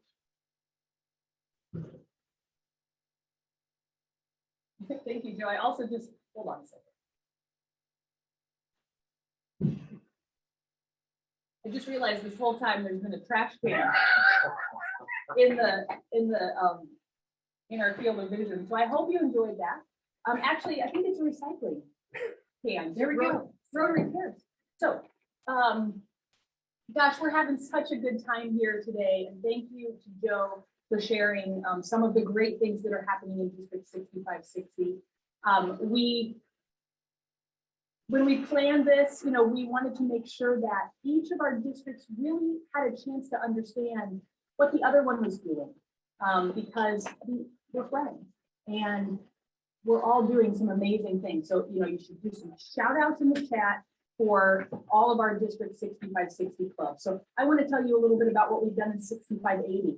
And so just like Joe's district, we had so many clubs who took advantage of the rapid relief, COVID relief grants and helped to bring important supplies and support to so many first responders, so many folks in the early parts of the pandemic. Bedford, Columbus, New Albany, Greensburg, Columbus Sunrise, Vincennes, just to name a few. And I would also mention that I'm in HR, so I know the second you start to call out a specific person, or in this case, a club, you risk missing out on someone. So please know that that is not my intention. And if you want to make sure that you're really up to speed on what's happening in District 6580, you should read the district newsletter. Because we put it all in there. And that's where I went to find a lot of my notes for today. So please do read that, and a special shout out to Betty Dunham and everyone who helps put that together every month. So a couple of other really exciting things that I wanted to make sure you knew about. Our Evansville Rotaract Club was still able to do their special signature project this year. They gave a $5,000 grant to the Tri-State Food Bank to buy backpacks for their backpack food program. Terre Haute had a blood drive. We had a virtual RILA. We had virtual RLI, 3 levels. We had virtual get-togethers. Bloomington North did a virtual Scotch tasting. Many people did virtual happy hours, and I know a lot of you have found a way to do virtual happy dollars. So we have just continued to push through. So many clubs rang Salvation Army bells this year, and our district had 2 virtual foundation events. Franklin successfully pulled off their in-person hog roast, and I think you sold out, which is bonkers good. So congratulations on that. Jasper distributed food boxes. Salem participated in the Christmas assistance program like they do for years. Clarksville, Jeffersonville, and New Albany had their angel tree competition. And boy, those 3 clubs, it's tight every year. Terre Haute South did bikes for tykes. Columbus Sunrise just finished construction. And if you haven't seen the photo of this year's sculpture, it's a beautiful cardinal. And they won the best original drawing for the construction competition. And then of course, we have our Global Scholar, Fingers Crossed, and our newly approved Global Scholar for next year, Cameron Davidson. So lots of really exciting things that are going on in District 6580, and I couldn't be prouder of the work that we're doing. So before we move to lunch, it is my honor to do just a brief memorial service for some of our Rotary leaders that we lost in the past week. I think we have a slide for that. And I know that each district is going to celebrate their individual Rotarians in our breakout session. So please know that I am not trying to do that this morning. And I don't even need the slide because I know who they are too. So 2020, 2021 was obviously a rough year, and we lost quite a few of our wonderful Rotarians. I'm sure you know of most of these folks, but in May of 2020, Rotary International lost Rotary International President Frank Devlin. And Frank was the RI president from 2000 to 2001. And he also served as the Rotary International Foundation Chair from 2005 through 2006. If you ever had a chance to meet Frank at an international event, you know that he was an uber networker. He never met a stranger, and taught the world that Rotary really does connect us. We also lost Rotary International Director Greg Yang at the end of 2020. Greg Yang was a friend to every Rotarian in Rotary Zones 30 and 31. And if you don't know, that's the heart of America, and our two districts are part of Rotary Zone 30. Greg was our director in 2017 through 2019. Greg also served 2 terms as a district governor. So, that's some inspiration, Joe, if you want to do it again. You could be like Greg. And such a friend, and a lefty like me. So we really miss Greg, and he was such a friend and mentor to all. We're very sad to lose him. And then District 6580 lost 3 beloved district governors. We lost Max Ernst from Seymour, Randy Bridges from Bloomington, and Judy Bush from Bedford. And we'll be talking about them in our district breakout session. But I wanted to specifically mention Judy because I know that many of you had a chance to meet Judy, who was the district governor in 2018, 2019 at the last All Indiana District Conference that we had up in Indianapolis in the spring of 2019. And if you met her, you know that her passion for Rotary was infectious. And without a doubt, all of these folks are sadly missed. I think with that, I want to leave you with a reminder that we are coming back after lunch. So we will have a 30-minute lunch break, and please take a moment, rest, reflect, and watch our wonderful presentation. And then we will see you back here at 12:30. We have one more amazing speaker. I mean, what a day so far, more to come. And then we will get together in our breakout session. So thank you for your time, and we'll see you in about 30 minutes.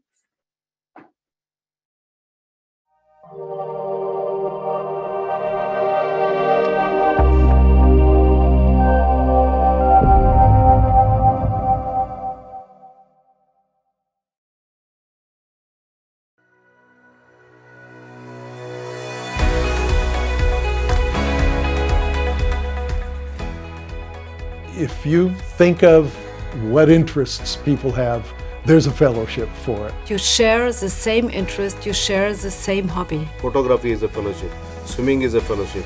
There's so many fellowships. Within the last year or so, I've gained so much more Rotary friends through fellowship. The fellowship that I belong to is a cycling fellowship, and we're able to raise money for polio just by riding our bikes. It's the fact of taking your passions, your hobbies, and making that into a service opportunity, into a social opportunity. We do learn to surf events for high school kids, beach cleanups, things like that. It's also attracted people who are into those types of events to seek out what is Rotary about. Rotary Friendship Exchange is an opportunity for you to visit new places, learn about cultures. To be received with warmth and friendship, that is the ultimate travel experience in my mind. You get to connect with a family there that will show you around. You explore things you never thought you would explore.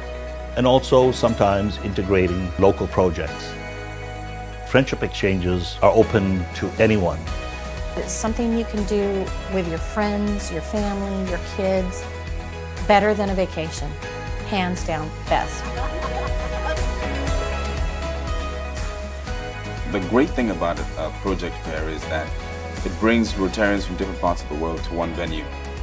When they come, they are looking for projects that can help them to meet their club's goals. The Rotary clubs offer different projects in different areas of focus. The hosts put together project visits and other kind of tours. People become friends, and friendship engenders trust. The personal contact is the main purpose of a project fair. ICC or intercountry committees are an important part for peace and friendship. The intercountry committee operates between two countries. And it's very important for Rotary to have this sort of experts to promote activities and relations between the two countries. Projects are done by the clubs and not by the ICC, but they try to help them to do these projects. Go beyond your borders and do your part to reach peace through service.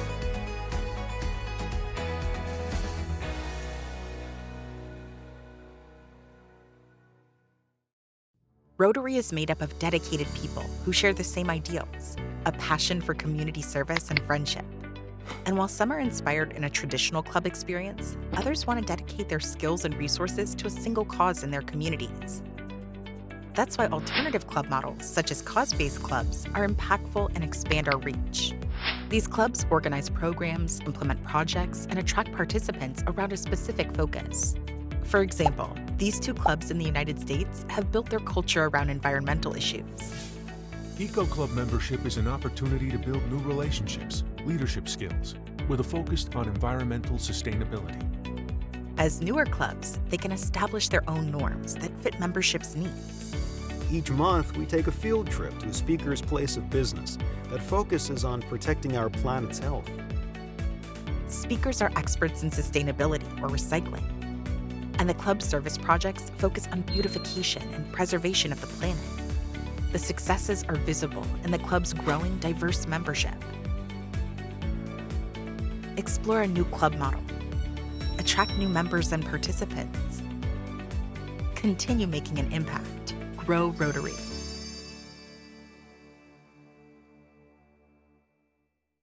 For over 100 years, Rotary members have taken action when challenges arise. We know what people can do when they come together and put others before themselves. The team lead said they will continue the campaign to fight against the coronavirus. Local Rotary clubs deliver food and supplies to people in need. Strangers become friends, helping hands multiply, and problems turn into solutions. We are Rotary. We are people of action. Learn more at rotary.org/action.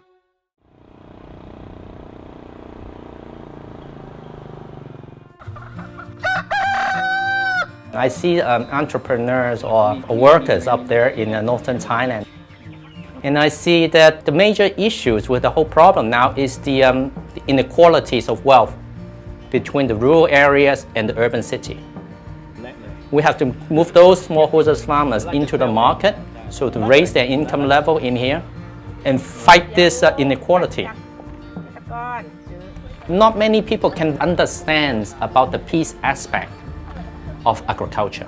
If we can support the economic development in a very sustainable way, I believe that we have a chance for building a peace platform. Our missions of Go Organics is to empower regenerative agriculture.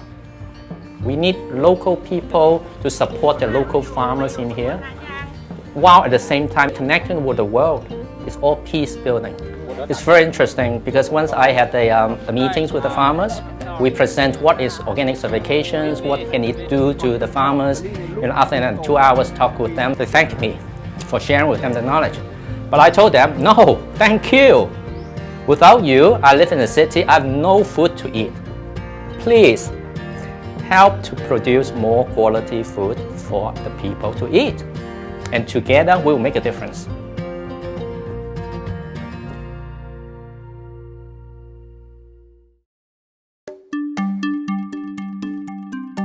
Sexual violence is a global pandemic. It affects pretty much most women. According to the UN, 1 in 3 women around the world experience some form of it at least once in their lifetime.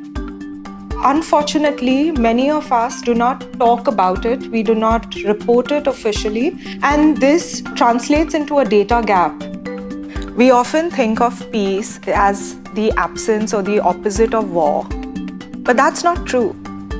Peace could be the absence of any kind of conflict.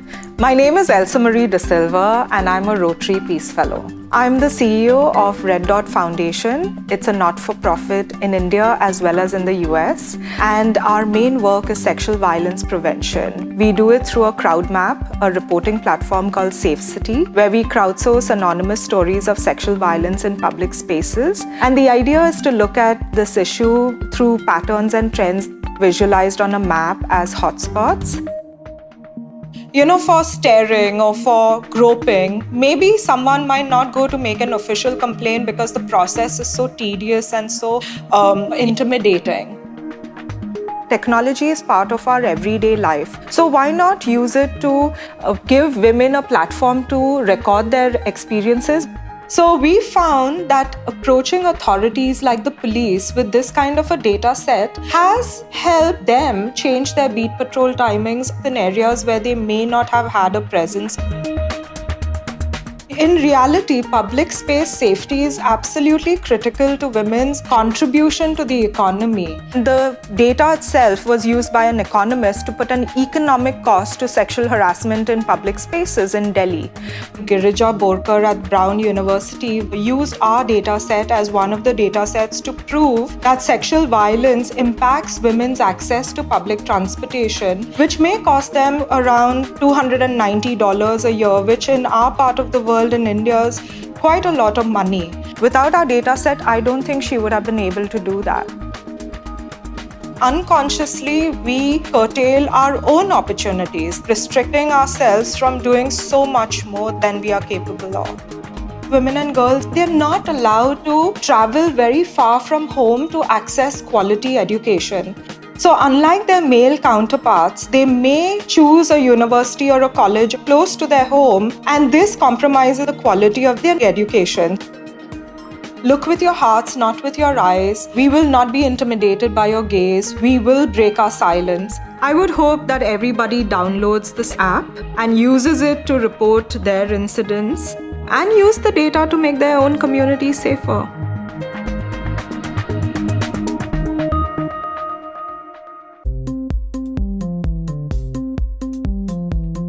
Rotary knows that providing access to clean water around the world is about more than digging wells.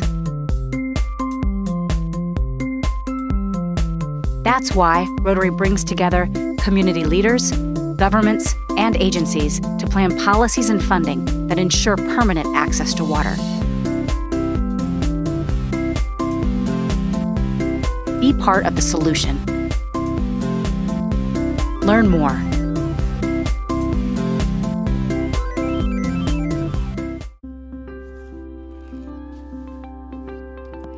Every year, over 350,000 young people participate in Rotary's youth programs. And thousands of mentors guide them as they develop their potential and take action in their communities. Service learning is a proven method for activating young people to address the root cause of community issues and hone their leadership skills. And along the way, inspiring them to create lasting change in their communities and themselves, setting them on a path for a lifetime of service. Foster growth in young leaders in your community with Rotary's service learning resources, our new approach to youth service. Resources are now available for both youth program participants and adult advisors. Start your service learning journey now at rotary.org/learn.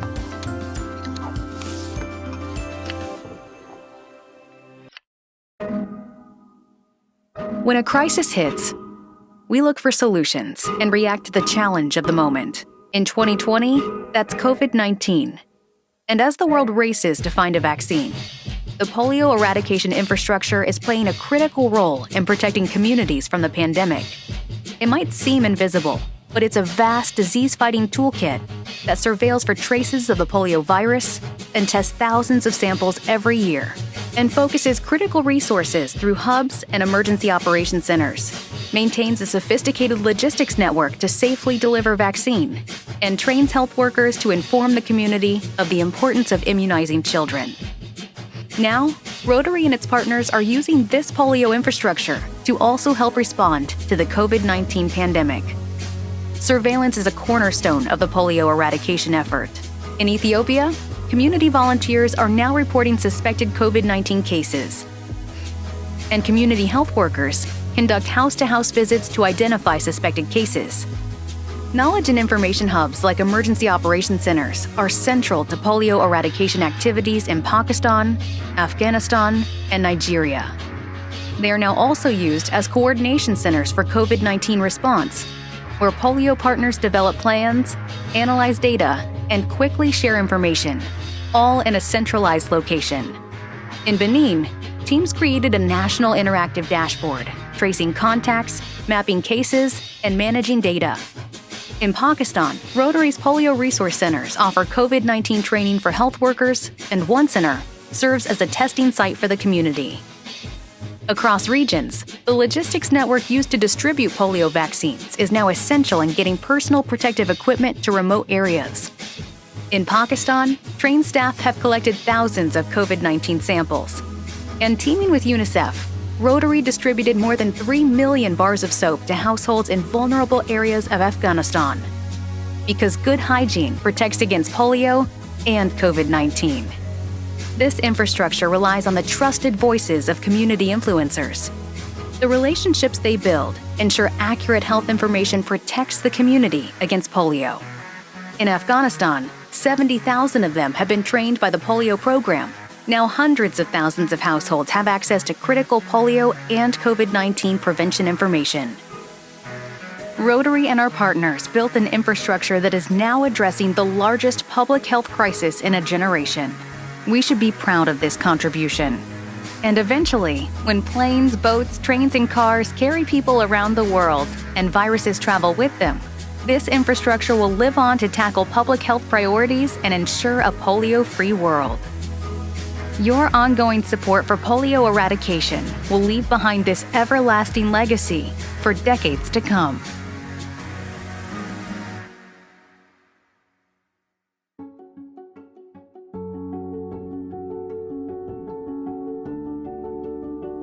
The challenges that I face to stick to what I believe in, creating use out of the useless.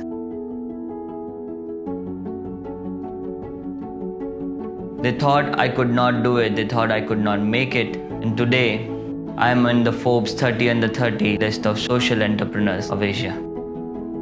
I am Dr. Binish Desai of Rotary Club of Vibrant Valsad.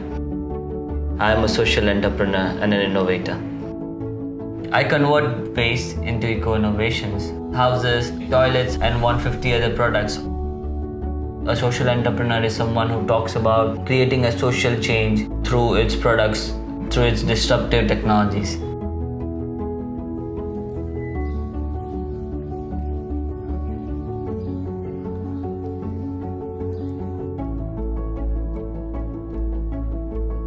To provide them the employment. My factories were quite far from here, and I thought, let's do something unique. Let's bring the factory here. It's not just about creating a particular product, but actually breaking the barriers that the society has created. We started with very small ideations of doing something for women, something for the society, and that led to a journey which is starting, and now let's see where it takes us.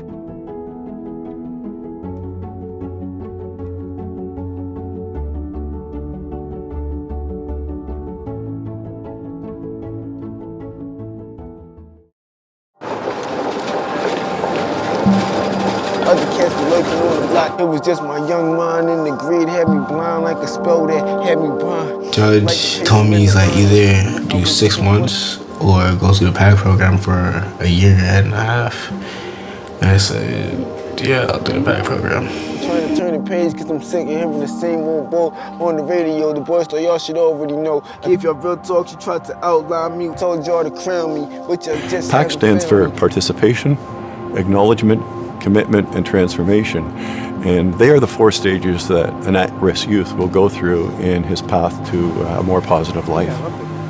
The next time that they get picked up by the police, they're going to be charged as adults, they're going to be lost to the adult system. So we're really trying to work with them and helping them to turn their lives around. You know, I can't always just blame things on other people and always, you know, make excuses.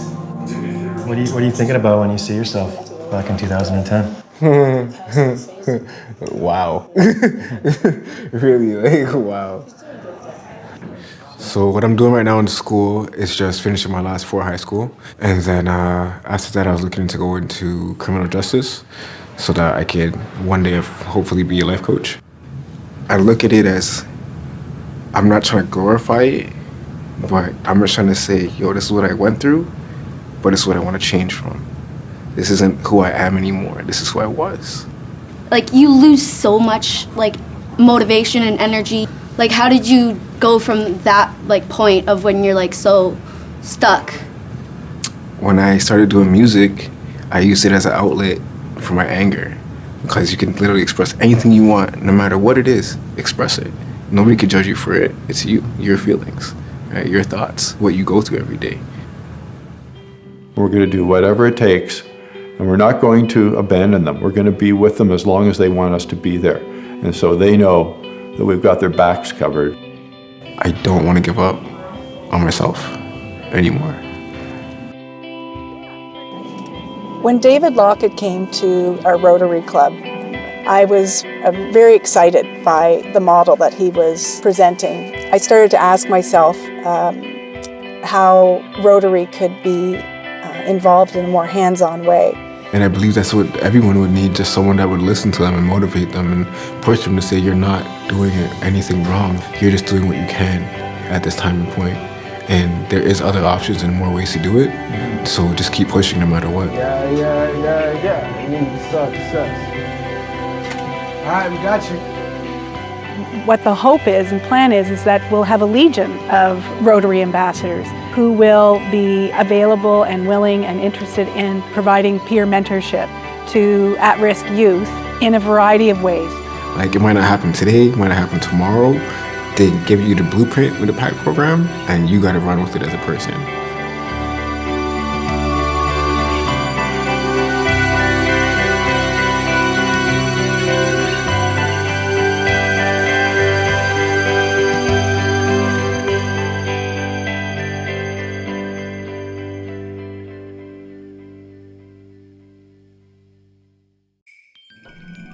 As Rotary, we often ask ourselves, how do we grow? Personally, professionally, and organizationally? The answer is simple. To grow Rotary, we need more Rotary clubs. Let's use Anytown as an example. Anytown is a city of 100,000 people and home to one proud Rotary club.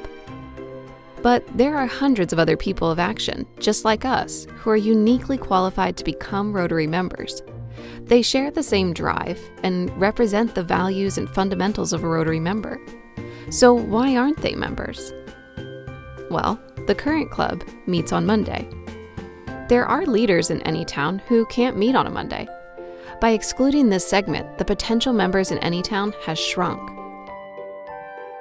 Now consider, what if the meeting is at noon on Monday?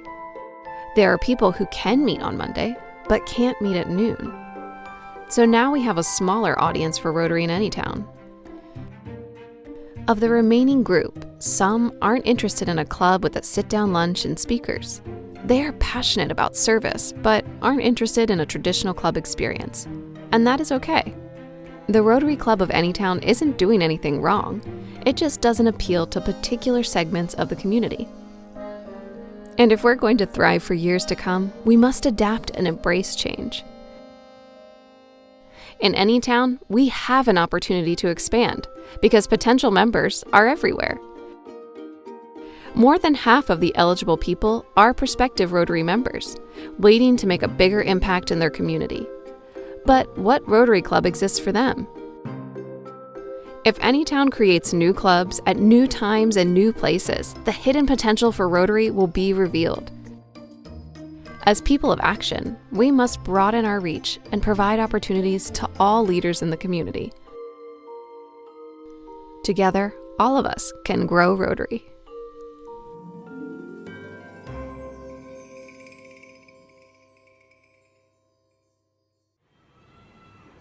A lot of women come from different backgrounds. A lot of women mention that since they get inside the gate of 701 and they feel very peaceful. I feel the same. What we're trying to achieve is giving women a sense of self-determination and freedom, because I believe that it's women who are going to change communities and societies in future. So our main 3 program is focusing on skill training, employment opportunity, and education. आफू एक त disable हो अब यहाँ भनेको जस्तो भने अब डिसेबल र एबलमा त धेरै फरक छ हैन अब मैले यहाँ नपाएको भए त म मेरो अलिकति उ चाहिँ आर्थिक स्तरले अलिक कमै हुँदै हुन्थ्यो होला. This is what empowers them, uplifts them, makes them leaders in their community. Women are inclusive. Once they learn, earn, they want to share those skills with other women, and that's why we've seen such an amazing ripple effect.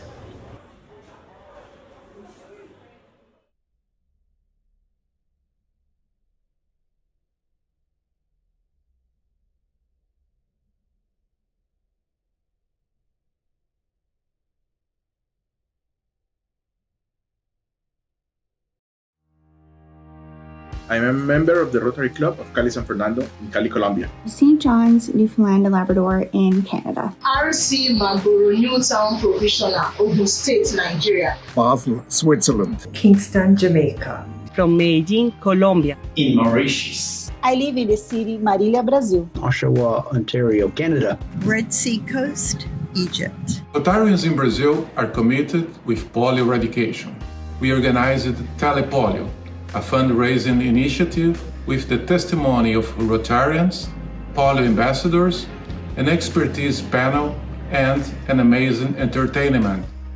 We also have Pints for Polio events happening across our district. The St. John's East Club is going into their 4th year holding this event with a local brewery. My club will be organizing a Rotary polio walk to keep polio at 0 level.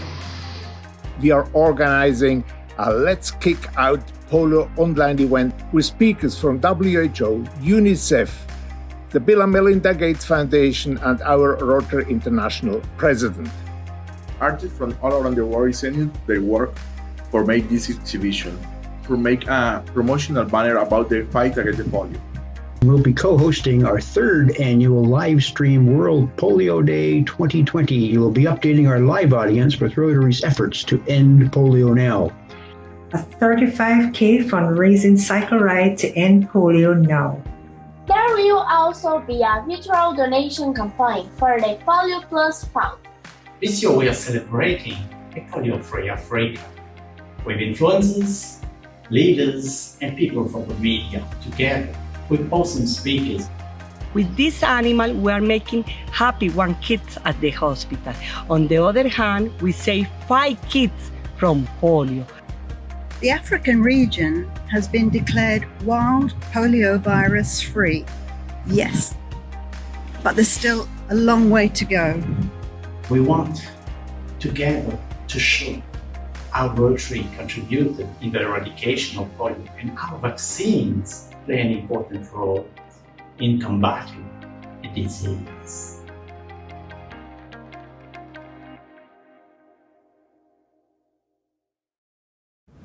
I moved here and really didn't know anyone. I wanted to get started on my career. I felt like I needed to be more active and give back. I wanted to be in a career that I loved. Always learning, always following my goals. I knew I wanted to help people and create lasting change. I was looking for a way to connect with new people and make friends. Something fun and social. Something that makes me a better person. Something meaningful. I've grown to know my neighbors and work with them to improve our community. I'm becoming the impactful leader I want to be. And through it all, I've had fun and met some of the best people. I found connections, solved problems, and made a difference. I've built a network, a community. We took action. We joined Rotaract.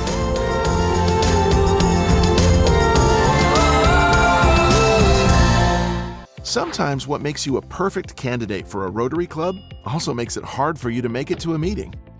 Well, one of the reasons I'd never joined Rotary over the years was because I was traveling and couldn't get to a weekly meeting.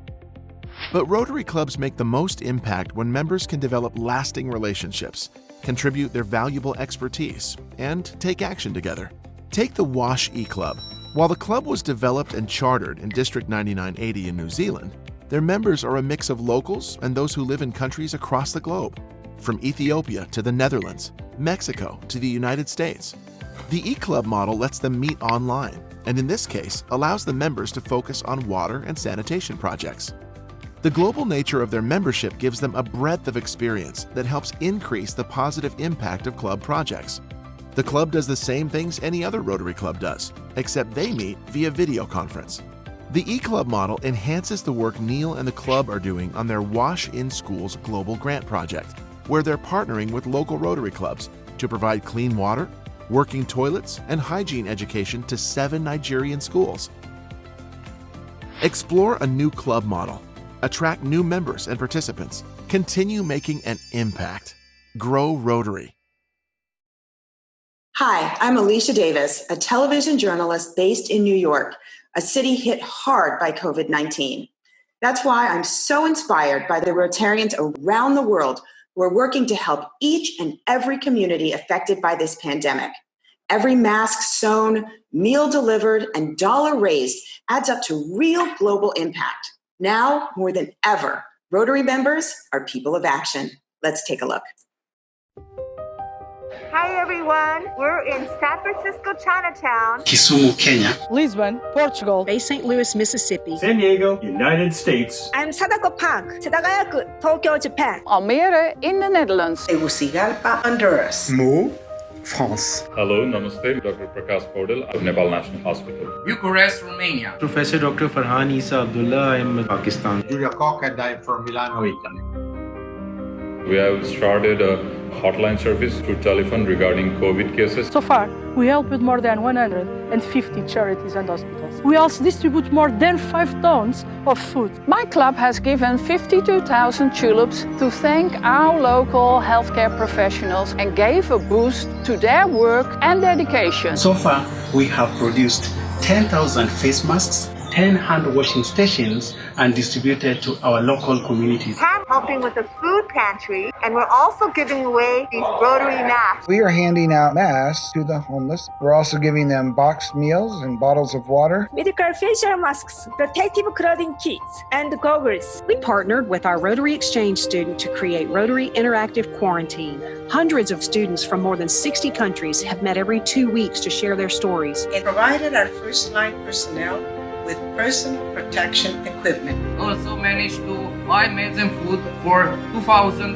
elders in our community. Redirected funds so that food insecure families and individuals' needs are met. Provided food rations for families to survive for a month at least. They have donated to 28 Italian hospitals a new technology aiming at breaking the infection chain in the hospital. Being also able to mobilize communities, training them in personal care, and by providing them food items and things of the like. We gave 40 tablets for sick people to keep in touch with their family via video. We help unemployed people to see opportunities and find new jobs. This is Rotary connecting the world, saving lives, and this is Rotary in action.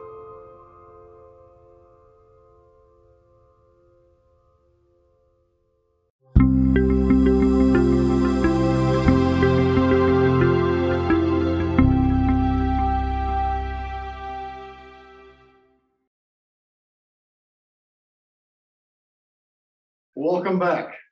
I hope everyone enjoyed their lunch break, and we have to give a quick shout out to our district governor in 6540, John Frishy. Frishy in the house! Well, we've had a great program thus far. We're moving on to the next plateau, and one of our keynoters today is known as the Gratitude Guy. This young man has been a speaker, a coach, a best-selling author for over 25 years. He's a former Nordstrom store manager and has managed in corporate world for over 30 years. Are you tired and overwhelmed from the sheltering at home? Has it been difficult to maintain a positive attitude? His talk today has high energy. He exercises eye contact. Numerous takeaways will be used in your everyday life. I'd like for you to welcome, if you would, David George Brooke. David? Thank you, Joe. Yep. Hi, everybody. Great to be here. And I will tell you, I'm out in Seattle. I don't know about back in Indianapolis, but it is a glorious day, blue sky, and nothing but clouds. No clouds are gone, which is what we normally get all the time. So, but let me say right up front, a couple of things. Number one, I've got about 30 minutes. I talk extremely fast. I've always been that way. So I apologize ahead of time, but I want you to have a couple things ready to go. You need a pad of paper, or at least a piece of paper, but a pad would be nice, but a piece of paper and a pen. And then also your cell phone, smartphone, if you have that handy, that would be nice, because we're going to do a couple of things on your phone. And as I say, I'll be about 30 minutes. And I call this navigating the new normal through gratitude. I'm known as the gratitude guy. I do a lot of speaking, and I've started to get back in person again. It's been Zoom and virtual for the last year or so, but it's been kind of crazy. But I will also tell you, because of that pad of paper and the pen and the phone, this is a very interactive, experiential talk. And the more you participate, the more it'll help you and the more you will benefit. So I will tell you very briefly, I don't want to go into a lot of my history, but I had a lot of loss when I was growing up. My parents passed away when I was relatively young. My father elected to take his own life. And then later I was married with a couple of kids and my wife passed away. And then the pandemic came along here in the last year and a half. So I've had any number of issues that I've thought I needed to find something to help me to deal with. And gratitude ended up being the answer. And it's been something that is so passionate about me. I decided to quit what I was doing, running Nordstrom stores and Lowe's home improvement stores, and to start to speak and take this message of gratitude across the country. And it is, as I say, it's very important. So let me start out by telling you something I think is so important. I contend the most important relationship you'll ever have in your life is the one you have with the person in the mirror. And I think that your creator and God and everybody is there, that anybody that you believe in, that is very important as well. That might be number one, but maybe you're number two, but it's very, very important. But you control that attitude every single day. I'm going to talk nothing about anything except gratitude. And I think that you get to choose. Are you up, down, left, right, happy, sad, mad, angry, happy, whatever it might be? That's a choice that you get to make. And I will tell you, it is up to you. And you got out of bed this morning. You could get out of bed on the left side or the right side. It was a choice, again, you got to make and nobody else. So very, very important. But I think it does depend a lot on how we look at something as well. How do you not only look at yourself, but how do you look at life? We've all heard of the glass half full and half empty, and that's a great analogy. But I will tell you, I have always looked at it as half full, and I've seen the best in things. And I think it's one of the neatest mindsets you can have, to be grateful for what you have and move forward. I live in Seattle, as I mentioned. Across the lake, there is a place called Medina in Bellevue, and there's a floating bridge that goes across there. Medina is where Jeff Bezos and Bill Gates and some of the high-tech people live in the Seattle area. So I was doing a foot race some years ago, and I ran across from Medina, across that floating bridge to Husky Stadium. It was a 6.2 mile 10K race. I was about halfway through the race and I was struggling, and I just kind of pumping along, and little kids are passing me, and I look in front of me and there's a lot of people in front of me. But then I turned around. It's hard to look behind yourself when you're running. And I look back and there's just thousands of people all the way back up into Bellevue. And so I thought to myself, as I turned around, and I thought, you know what, here's what's interesting. All these people that are in front of me, I don't know, 500 people or something like that. If they weren't here, I would be in first place. I mean, what if all those people had just decided, I'm not going today, honey, my toe hurts? Guess who'd be out front? Me. So it just depends on how you look at something. It can make such a big difference. So I think also, how about this coronavirus, this COVID-19? Is it all negative, or are there positives that came out of it? And so I think about some of the silver linings of COVID-19, the technology. Gosh, Zoom, look at this. I don't know, 150, 200 people. How many people are on the call? The bandwidth couldn't even handle this just a few years ago. Cell phones, all the things that we do with them. I do a lot of videos every single day, and I have my cell phone. I shoot videos when I do my gratitude walk, which we'll talk about in a second. I also listen to podcasts. I listen to books with the AirPods, so it's so handy. The sense of community. What is Rotary if not community? Service above self, the connection of people helping each other, so important. All this extra time created with family. Even though the kids were out of school a lot, there's a lot of that time as a family. They're going to remember forever that they got to spend together as a result of this. The vaccine, I don't know if there's ever been a vaccine created this quickly, which has been amazing. I got my second shot a couple of months ago and feel very blessed to be able to take advantage of that and so forth. But the efficiencies with this Zoom, now it'd be great to be in person. I might ask you too to go high five sometimes like this. So when I ask you, there's kind of be active about that. You might do 2 high fives, but it can make it, but it's still not quite the same in person. But I spent an hour driving driving to see my friend, have an hour at Starbucks with him and an hour back. Now I meet with him on Zoom for an hour and I've got 2 extra hours I didn't have before. So very, very efficient. The conveniences are unbelievable. I've been in a grocery store in probably 6 months, but I hear this knock, knock, knock about once a week. There's Amazon Fresh, and it makes it so handy and so forth. And maybe the most important thing, and I think gratitude really does this, is it helps you to realign your priorities. What is important? We've all been around people, I'm sure none here on the call today, that are only focusing on the negative, and they get a little bad thing happens to them and it's like their life is ended. And so it makes you really realize what's important. I mean, maybe health, it may not be the most important thing at all. I don't know what is. If you don't have your health, you don't have much. So I want to do a little first exercise. There's probably 4 or 5 exercises we're going to do in 30 minutes, which is why I talk so fast. So the first exercise is go to your pad of paper, or your piece of paper, and I want you to write these 2 words. You are, Y-O-U-A-R-E. You are, Y-O-U-A-R-E. And then most of you, of course, are by yourself. So this is exercise you get to do just on your own. And here's what I want you to do for the next 60 seconds. Now, you know what? I better do 30 seconds because I only have a half hour. So for the next 30 seconds, I want you to think about this. I want you to pretend you are your biggest cheerleader.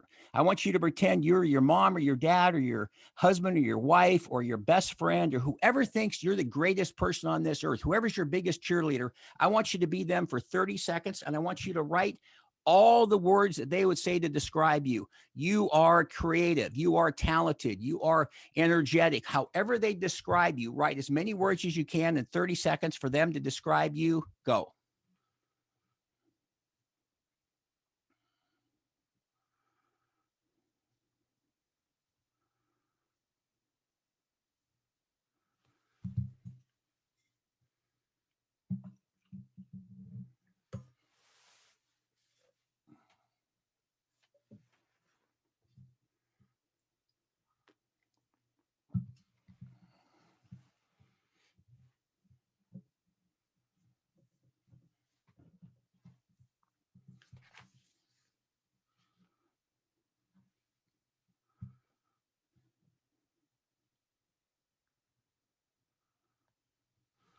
Okay, and that's about 30 seconds. And I have a feeling you could probably write a lot more words, but as I say, I got to keep it going along. So it took you 30 seconds to write all those descriptors that those people would say to describe you or would mention to describe you. So now take about 5 seconds and just silently reread that list that you wrote of those 6 or 8 or 10 things. And after you've read those 10 characteristics that they described you as, give me a high five in the screen if you feel better about yourself. Just a simple high five after reading those if you feel better. Look at all those hands. Holy old cow. I got Joanne with a hand in the screen. Wait a minute. I got to look at a couple other screens here just to be on the safe side. Gosh, there's so many screens. I can't look at them all. Well, I would say the vast majority of raising your hands. That's a good example of what gratitude can do for you. It's helping you focus on what you have, not what you don't have. One of the sayings I'll say 2 or 3 times is gratitude turns what you have into enough. Gosh, it's just crazy, this world we have, that people are always trying to compare themselves with everybody else, which is just a ridiculous thing to do. So gratitude tip, I'll have 5 or 6 gratitude tips.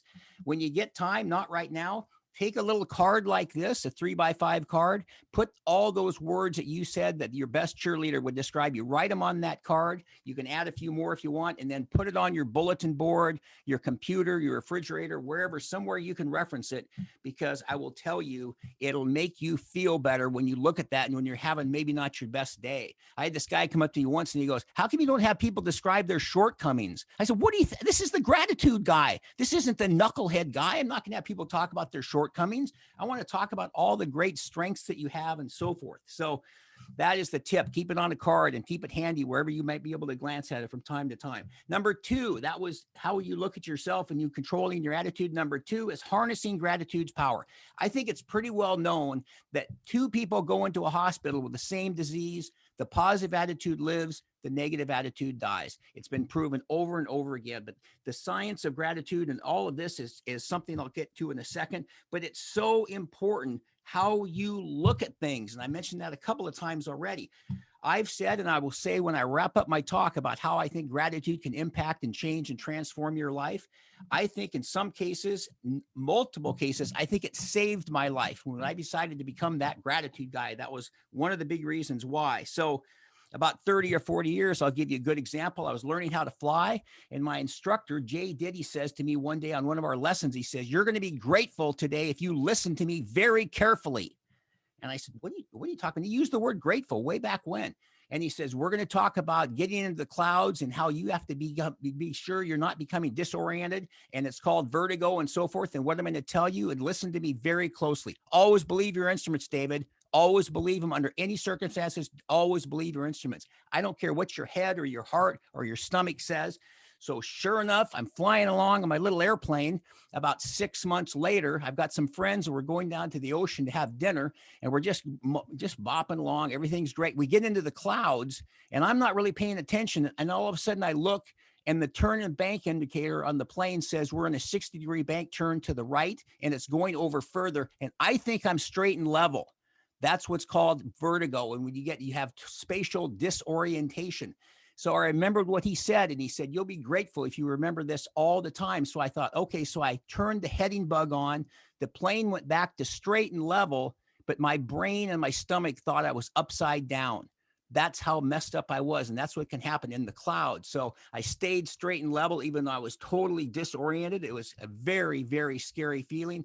Went up above the clouds, got above the clouds, saw where I was, went back to Seattle. I told my friends, you know what? We're going back to Seattle. We're not going to Ocean Shores for dinner.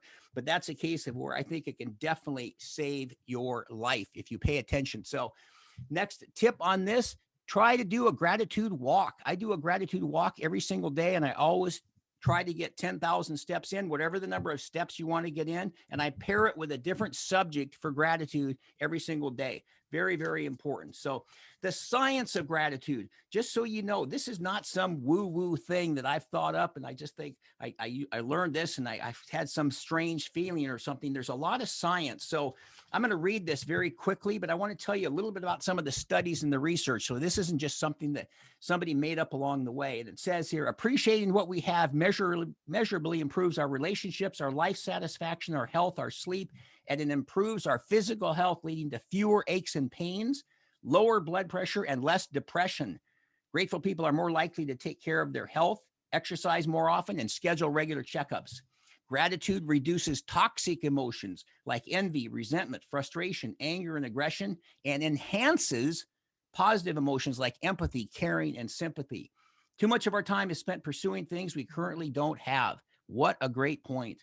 Gratitude reverses that and realigns our priorities to appreciate what we currently have. Again, so important. Happiness is rarely constant. So although happiness is a fantastic goal, gratitude for the tools that get you there are more important. How easily we can lose sight of everything we have to be thankful for when the circumstances of life become unpleasant. Think about this last year with COVID-19. And lastly, we are our own worst critics, and we hold ourselves to impossible standards, and we continually compare ourselves to others. Big mistake. Science says that the more you choose positive and kind words to describe yourself, your health, your body, and your progress, the less anxiety you will experience. So very important. That's the science of gratitude. Okay, next exercise. So this is going to seem like a little bit of this is actually going to involve some homework. So I'm going to test all the great Rotarians out there. I'm going to ask you in a second to do some homework. So before I do, though, I want to get a high five from everybody. That means they will do the homework. It's going to take something in the next week. Once again, everybody, you guys are the best. I'm actually a member of Seattle 4 Rotary in Seattle, one of the biggest, if not the biggest. So, of course, the Rotarians are stepping up and high-fiving. So I'll tell you what the homework is in a second, but you've already committed that you're going to do it. Thank you, Joanne and Stacy and Dr. Bell. All you people are paying attention. So, okay, 30 seconds. And again, this is going to seem like a big project, but just bear with me. Here's what I want you to do in the next 30 seconds. I want you to write down the most memorable events of your life and put it in priority if you can. And you can't write them all, write as many as you can. It can be personal, professional, school, or trips, I should say, family, whatever the most memorable events of your life is, or are adventures. Write down as many as you can. 30 seconds, go.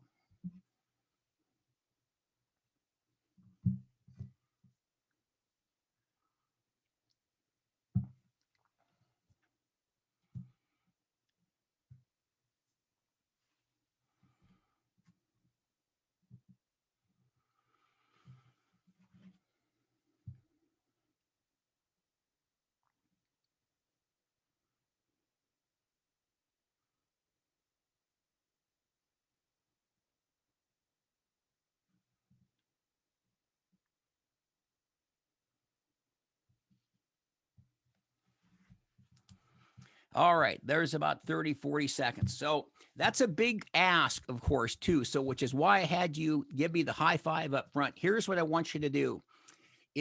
Today is Saturday, April 17th. So by a week from today, what you promised me you do is that next Saturday, the 24th, somewhere between now and next week, I want you to convert that list to one of three things: top 25, top 50, or top 100. You can choose however it is, how many you have. It's so important. And then the gratitude tip is going to be, once you finish that list and put it in priority order, it's very easy. The tip is to do it on an Excel spreadsheet or on a Word doc or something where you can move it around. But even if you have just a basic pad of paper like this, that's fine too. And put it in priority order, if you will. And then get that done by a week from today, and then take it and print it out or keep it on your desktop. And if you print it out, put it on your refrigerator, your bulletin board, your mirror, wherever it's handy. You might even put it near your computer or something. But it'll make such a big difference. Why did I come up with this exercise? Because one day I was lamenting some of the places I hadn't gone to. I've never been to Rome. I haven't been to Paris. I'm thinking, and I started thinking about these things I hadn't done. I thought, what is wrong with you? You're the gratitude guy. I thought you're focusing on what you have versus what you don't have. Why are you thinking about that? So I made this list and I started going through it and I went, oh my goodness, I have done so many things. And then I prioritized it. And number one for me was the birth of the youngest son. Number two is my second child. Number three, I spoke to 10,000 soldiers at Joint Base Lewis McChord. I learned how to fly, flew my own airplane. I was a hydroplane champion. I started going through these things, bungee jumping, skydiving. And I thought, man, you've done a lot. So whenever you're going down the path of woe is me, and let me tell you, there's been a lot of that in the last year or so, and understandably, but I'll tell you, we can choose to be happy or sad. As I said earlier, it is a choice. You do that list and you keep it handy. Again, you're having a tough day. You look at that and it'll really, really help you. So, okay, next subject, gratitude journal. So I'm very big on gratitude journals. This is one of my journals I have. It's called the Brooker's Daily Gratitude Journal. I highly recommend getting this. You can get it on Amazon if you want, but I also, if you want to get a spiral notebook, I'm fine with that. But more and more people have heard of a gratitude journal, and it's so very, very helpful. And it's also very important that you write in it. There's a little saying right in the upper left-hand corner of this journal. It's pretty small, and it says, if you think about it, it's like a dream. If you talk about it, it inspires you. But if you write about it, it empowers you. That's how powerful writing is. If I take my pen out in that journal, I'm so grateful to Joe for inviting me to speak to the Rotary conference today and so forth. It plants it in your brain. And as you get older, I've already passed 70. And I'll tell you, as you get older, the memory gets challenged. And the more you can do to plant good memories in there, or do the crossword puzzles or all the things, keep that brain sharp. Writing it does exactly that. So let me just tell you briefly how it's laid out. There's a little saying here that says gratitude today, because this is going to be your gratitude for today, and this is your gratitude tomorrow on the right hand side. But it says day and date, Saturday, April 17th. Then there's a number for, it says here, for your daily number. I'll get to that in a second. There's 2 lines for your daily current events or special occasions, so you don't have to have a diary. You can write kind of what's going on. I put on mine, Indiana conference today, and so forth. 5 or 6 lines for what you're grateful for. There's a couple of lines for the highlight of your day, which I'll get to in a second. And then, as I said, the right-hand side is what your intentions are to be grateful for tomorrow, which I will get into later. So here's what we're going to do, and just do a little gratitude. I know you don't have a gratitude journal handy, at least you might, but probably most of you don't. So we're going to do a little experiment. So back to your pad of paper. We're going to get some of the impact of gratitude here. Here's what I want you to do. And this is one of these exercises where typically on Zoom, you're by yourself anyway, but this is kind of a personal exercise. I want you to assess your daily number at this very moment. What is the daily number? 1 to 10. If you're a 10, it's one of the best days of your life. If you're a 1, it's one of the worst days of your life. So I want you, and you're not going to share this with anybody. So that's why it's important that you're on your own. So write down your daily number. And it could be a half, it could be 7.5, it could be 8.5, it could be you're having a tough day, you're a 5, whatever it is, whatever that number is, write that number down and then put a circle around it.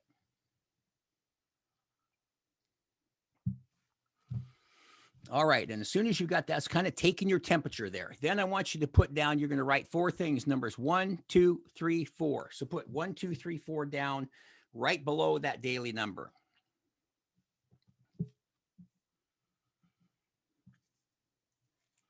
All right. So I'm going to give you 30 seconds for this first one. For numbers 1, 2, and 3, I want you to write down the number one thing you're grateful for, if you could only pick one thing, and then the number 2 thing and the number 3 thing, whatever those are that you're most grateful for in your life. You could only write 1, only 2, only 3. Write those down on 1, 2, 3.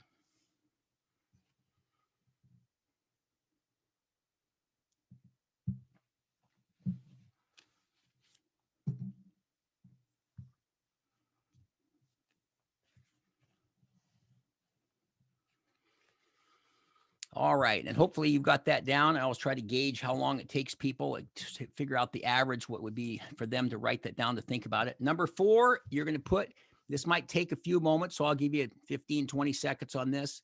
What was the highlight of your day yesterday? What was the best thing that happened to you yesterday? Write that down at number 4.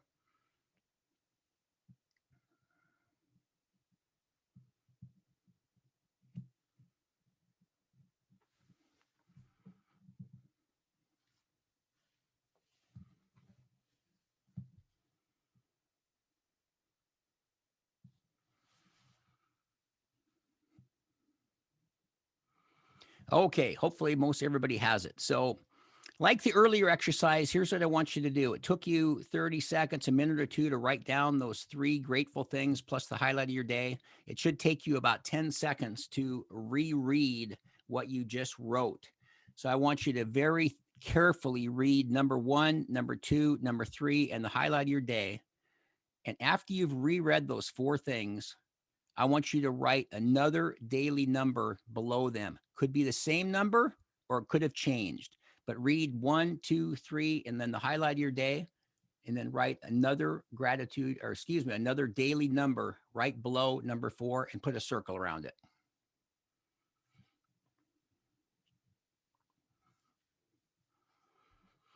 Okay, and with a famous or infamous high five to the screen, how many people's number from the top to the bottom went up? If your number went up, give me a high five to the screen. Boom, boom, boom. Let me check some other screens here. Keep those high fives up there. Gosh, this Rotary's out of control. You guys are so good. Look at all these high fives. There's only one thing I can say about that. That was easy. Yes, it was easy, because that's all that'll do. Something like that. That's how fast a gratitude attitude can impact you in a gratitude journal. Now, mind you, that was about a 1-minute exercise. I scrolled through. There's like, I've got 7 screens here. So that's about 175 people, 150, something like that. I scrolled through as fast as I could. I'd say easily half the people's number went up. People's number went up. So the question is, if that can impact you that much in just 30 to 60 seconds, what is 5 minutes going to do for you? Because that's how long it takes to write in a gratitude journal, is 5 minutes. And so very, very good thing. So I like to kind of text my, or sort of take the temperature of my audience. So take this number down, if you would, 206-371-8309, 206-371-8309. That is my text phone number. I would love you to text me and tell me the number one thing you are grateful for. What was at the top of your list? Or you could put a couple of things, but I really like to get the flavor and take the temperature and kind of poll the audience. So 206-371-8309, the number one thing you're grateful for. And it really, and as you're doing that, I will tell you, it's interesting to me because I tell people all the time, this gratitude journal can change your life and it can impact you in such a way. And especially after the last 1.5 years we've had, it's even more powerful. And it says on here, the Brooker's Daily Gratitude Journal. Now I'm that gratitude guy, but the Brooker was the nickname my fraternity brothers gave me when I was at college. And they'd always call me, I need a dose of the Brooker. I need some inspiration. I need some motivation. So I would give them inspiration. You're always so inspiring. You always tell me about the glass half full. So then once I became the gratitude guy and changed things and started doing all these things, now they call me and I go, hold on a second. They go, I want your, I'm gonna grab my phone. They go, I want your inspiration or your motivation here. And I said, let me ask you something before we go any further. Have you written in your gratitude journal yet? And they go, no. Bam. I just hang up on them. And I just hit the off button and they call back like 20 seconds later. I think we got cut off. They go, no, we didn't. I hung up on you. I've told you, write in your gratitude journal. I will be your training wheels, but I'm not going to pedal your bike. You know, I think the good Lord gives us a toolkit but you got to build the house. I mean, you got to take some responsibility here, for crying out loud.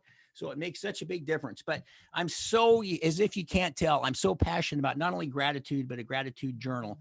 And it's interesting when I'm in person, I booked a couple of new talks yesterday in Las Vegas and in Pensacola. So I'm looking forward to getting back out in front of people again and so forth. But I've got my book table after it's over, and people come up and they buy the journals. Can I buy some for my sons or daughters or what have you, and my friends? And so it's very rewarding. One day the guy comes up, he sees my personal journal. Of course, I write in my own. You can see, here's my entry for today.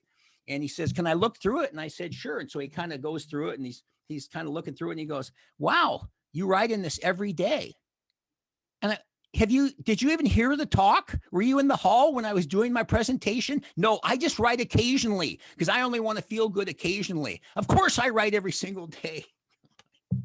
I tell you, it's so important. But you have to pedal your own bike. Again, I can be the training wheels and so forth. And in my gratitude tip around the gratitude journal is it takes 5 minutes. As I mentioned, if you say, well, Dave, that's super, I don't have 5 minutes. Well, okay, then let me ask you this. Can you just spare writing one word a day that you're grateful for? Can you write 2 or 3 words a day? Can you start with a sentence? Start something and do it for a week. And I'll tell you, you will see a difference. And then you'll be a lot more inspired to continue to want to write in that journal. I time it all the time. It's 5, maybe 6 minutes, but it doesn't take very long. So, all right, a couple more things and I'll wrap up in about 5 or 10 minutes. I want to tell you about something I mentioned earlier. The relationship you have with yourself is so important. I maintain this is the sequence I see life going, especially at 71 years old, as I've watched my life go by. Find yourself, find your talent, find your passion, find your purpose.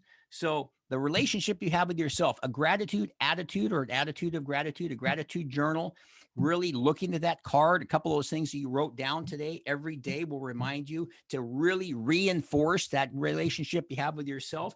That's next. I don't care how old you are. I started this 9 years ago when I was 62. I'm now 71. I'm going to do this into my 80s or 90s. It's my journey. I've decided, but find your talent. If you're 125 pounds and 5'2", you're probably not going to be a quarterback in the NFL. Maybe consider going to the racetrack and becoming a jockey. So figure out what it is. Make your strengths productive. Make your weaknesses irrelevant. One more time, make your strengths productive, make your weaknesses irrelevant. Don't worry about what you can't do well. Think about what you can work on and focus on that and make that strong. Number 3, find your passion. I have clearly found my passion. Well, what if you have, regardless of your age, not found your passion? Well, let me ask you this. What did you want to be when you grew up? What would you do for money? If you didn't have any money, you got paid. You do it for free, in other words. Is there one of those things you think, I never got a chance to do this, or I always told people I was going to do that? So important. And it was about 9-7 years ago, I was running a Lowe's home improvement store, and I thought, I've been talking about being a speaker since I was 19. And now I was 62 at the time. I come home from Lowe's, and Connor, my 17-year-old son, my sons were 4 and 14 when my wife passed away. And I raised him on my own. And he says, what are you doing home? It's 2 p.m. I said, I quit. And he goes, you quit your job? And I went, yeah. And he goes, you quit working at Lowe's? And I went, yeah. You quit being a store manager? I said, yeah. And he goes, well, what are you going to do now? And I said, I'm going to be a speaker. And so he looks up from the couch. He looks at me and he goes, well, that's just super, Dad. That wasn't quite the reaction I was expecting, Connor. And he says, I have a question for you. What are we going to do for food? I told him, trust me, it's going to work out. I know it'll happen. I know it'll happen. And it did. It's taken a while, but I'm very passionate about it. So if you have a great relationship with yourself, if you find out what your passion is, if you really, really figure out your talent and then your passion, you're probably going to find out your purpose. My purpose has been to raise these 2 sons after their mother died, and then to spread this word of gratitude and get it to as many people as I can to show you what it can do for you. I had a friend of mine one day, he writes on a piece of paper, David Brooke, $1 million. Michael Hartzell was his name. And he hands me the check, and he says, we're having coffee at Starbucks. And he says, would you take this check? And I said, sure. And he goes, oh, wait a minute, one condition. He says, I'll only give you this check if you stop becoming the gratitude guy today. And I went, no. And he goes, great, you found your passion. And that's so true. So it makes that big of a difference. So really, really, and I'll say it one more time, make your strengths productive, make your weaknesses irrelevant. It's so, so very important. Okay, one last exercise. And this is one I just have to trust that you're going to do the homework on this. And that is, we are Rotarians after all. please promise me within the next week, you will reach out to 3 different people in your life and ask them how you can support or help them. Everybody's got a different journey. We always have people above and below us. It's like I've had many mentors and I've mentored many people myself. So there's always a people sort of above and below us, if you will. So it's such a great feeling. If you want to help yourself, help other people, it makes such a difference. Service above self. I can't endorse that highly enough. So it makes such a big difference. So I won't be able to check on you on that. So just make sure that you do that. So okay, a couple more minutes or a couple more things before I get into the last thing, which is sharing gratitude. So people ask me all the time, how can I get more gratitude in my life? So what can I do? So one thing you can do is you can go to Amazon, as I mentioned, you get the Brooker's Daily Gratitude Journal. I've also got a new one under the title of That Gratitude Guy's Gratitude Journal, and you can find those. And that's something to write in every day to really reinforce those thoughts. Another thing is if you have your smartphones handy, this is what a lot of people like to do. Get your smartphone handy. Every Monday morning, I send out a 1-minute video. I don't know if I hope Joe gets it because Joe and I got connected here recently, but it's a 60-second video to start your week out. So if you'd like to get that, go to your text and put in the text number 22828 for the text number. It's 22828 is the number you text to. And in the message box, type in gratitude guy, all one word, just gratitude guy, all one word in the message box. And the number again, 22828. And then the word gratitude guy, all one word in the message box. You will get that Monday morning minute. I have a lot of people that receive that every month, every week, I should say. I think it's like 5,000 or 6,000 people. People really like it. So it's just a way to kind of kick off the week in a good way. And I have a different subject every week around gratitude. And it's just, again, a great way to just kind of kick things off for the week. All right. Lastly, sharing gratitude.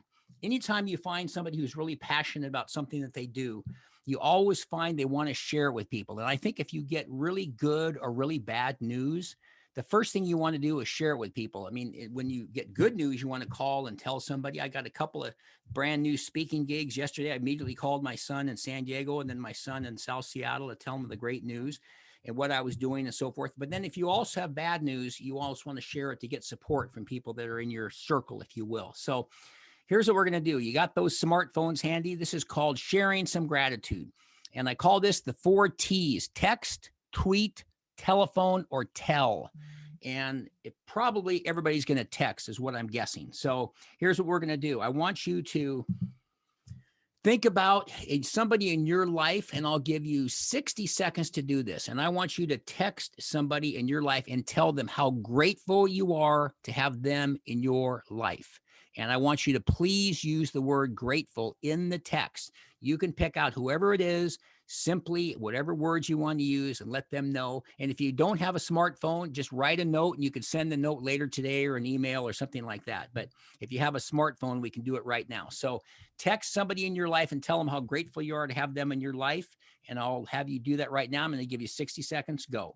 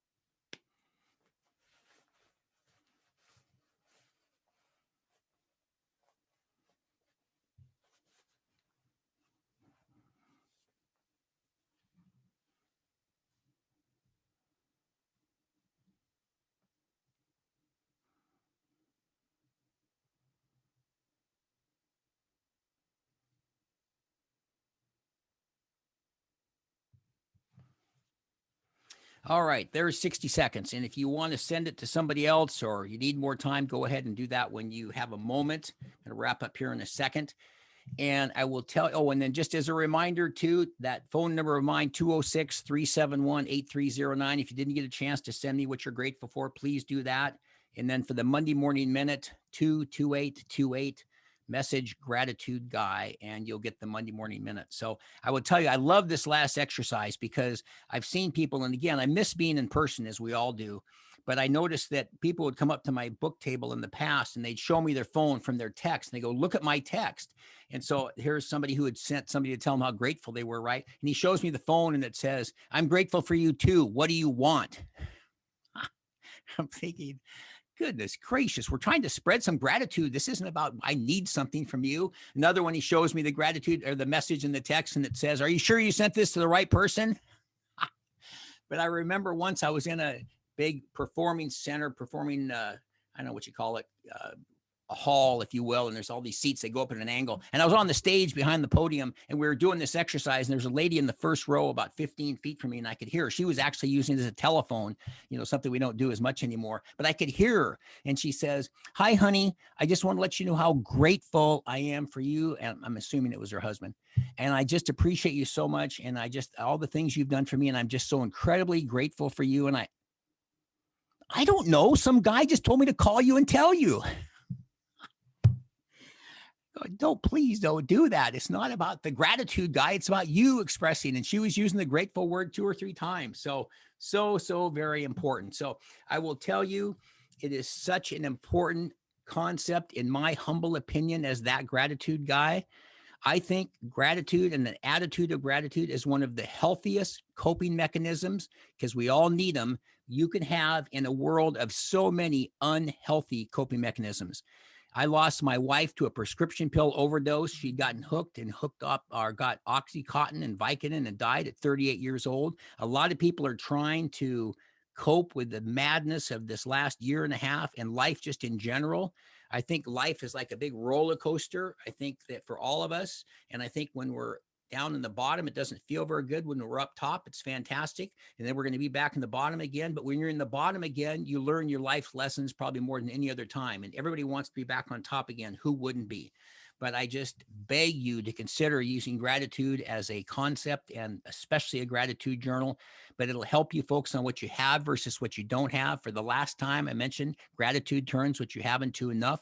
It's so incredibly powerful. So I urge you to give it a try. It can change your life. It can transform your life, and it can save your life. I feel it did mine, and it can yours too. Thank you, Rotarians. What a great audience you were. Thank you so much. I appreciate all the high fives. High five back to all of you. Thank you, David, George, Brooke. That was amazing. What a great way to end our joint virtual conference. Joe, come on over here. Hey. Brooker, great job. Brooker, great job. Thank you. We are grateful for you. And Rotarians, we are really grateful that you are with us today. Thank you so much. This has been really fun. Sure. And we're going to close out the group portion of the conference here in just a moment. We're going to ring the bell. And then, of course, as we have rolled with it all year, we're going to roll with this next part. We've had a breakout room breakdown, but that's okay, because what we're going to do is as we speak, creating a separate Zoom link for District 6580. That's my district. If you know me, you're with me. You have to stay in yours. Okay. So in a minute, I am going to create that link. We are going to put it in this chat, and we're also maybe going to email it out to everybody. We're doing this sort of in real time. I'm going to ask all of the District 6580 Rotarians to just take a deep breath, do your very best to find that link and rejoin, because we've done such a good job. We brought back almost everybody after lunch, and I know that you all can get into our district breakout room. So we'll take 5 minutes to get that going. District 6580, I'll see you in about 5. Check the chat, check your email so that we can get you a link. It's going to take us a moment. Joe, any final thoughts? I'm impressed with what we've done today. It's been an outstanding 3 hours, 3.5 hours. Dynamic speaking. We've really gone over the top. So I appreciate everyone being present and look forward to talking to our district in about 5 minutes. We'll have a small break. Great. And let's ring the bell one more time, because that's really fun. Woo! Oh my gosh. It's a small room. All right, District 6580, I know you're with me. I'm gonna see you in a different room in 5 minutes.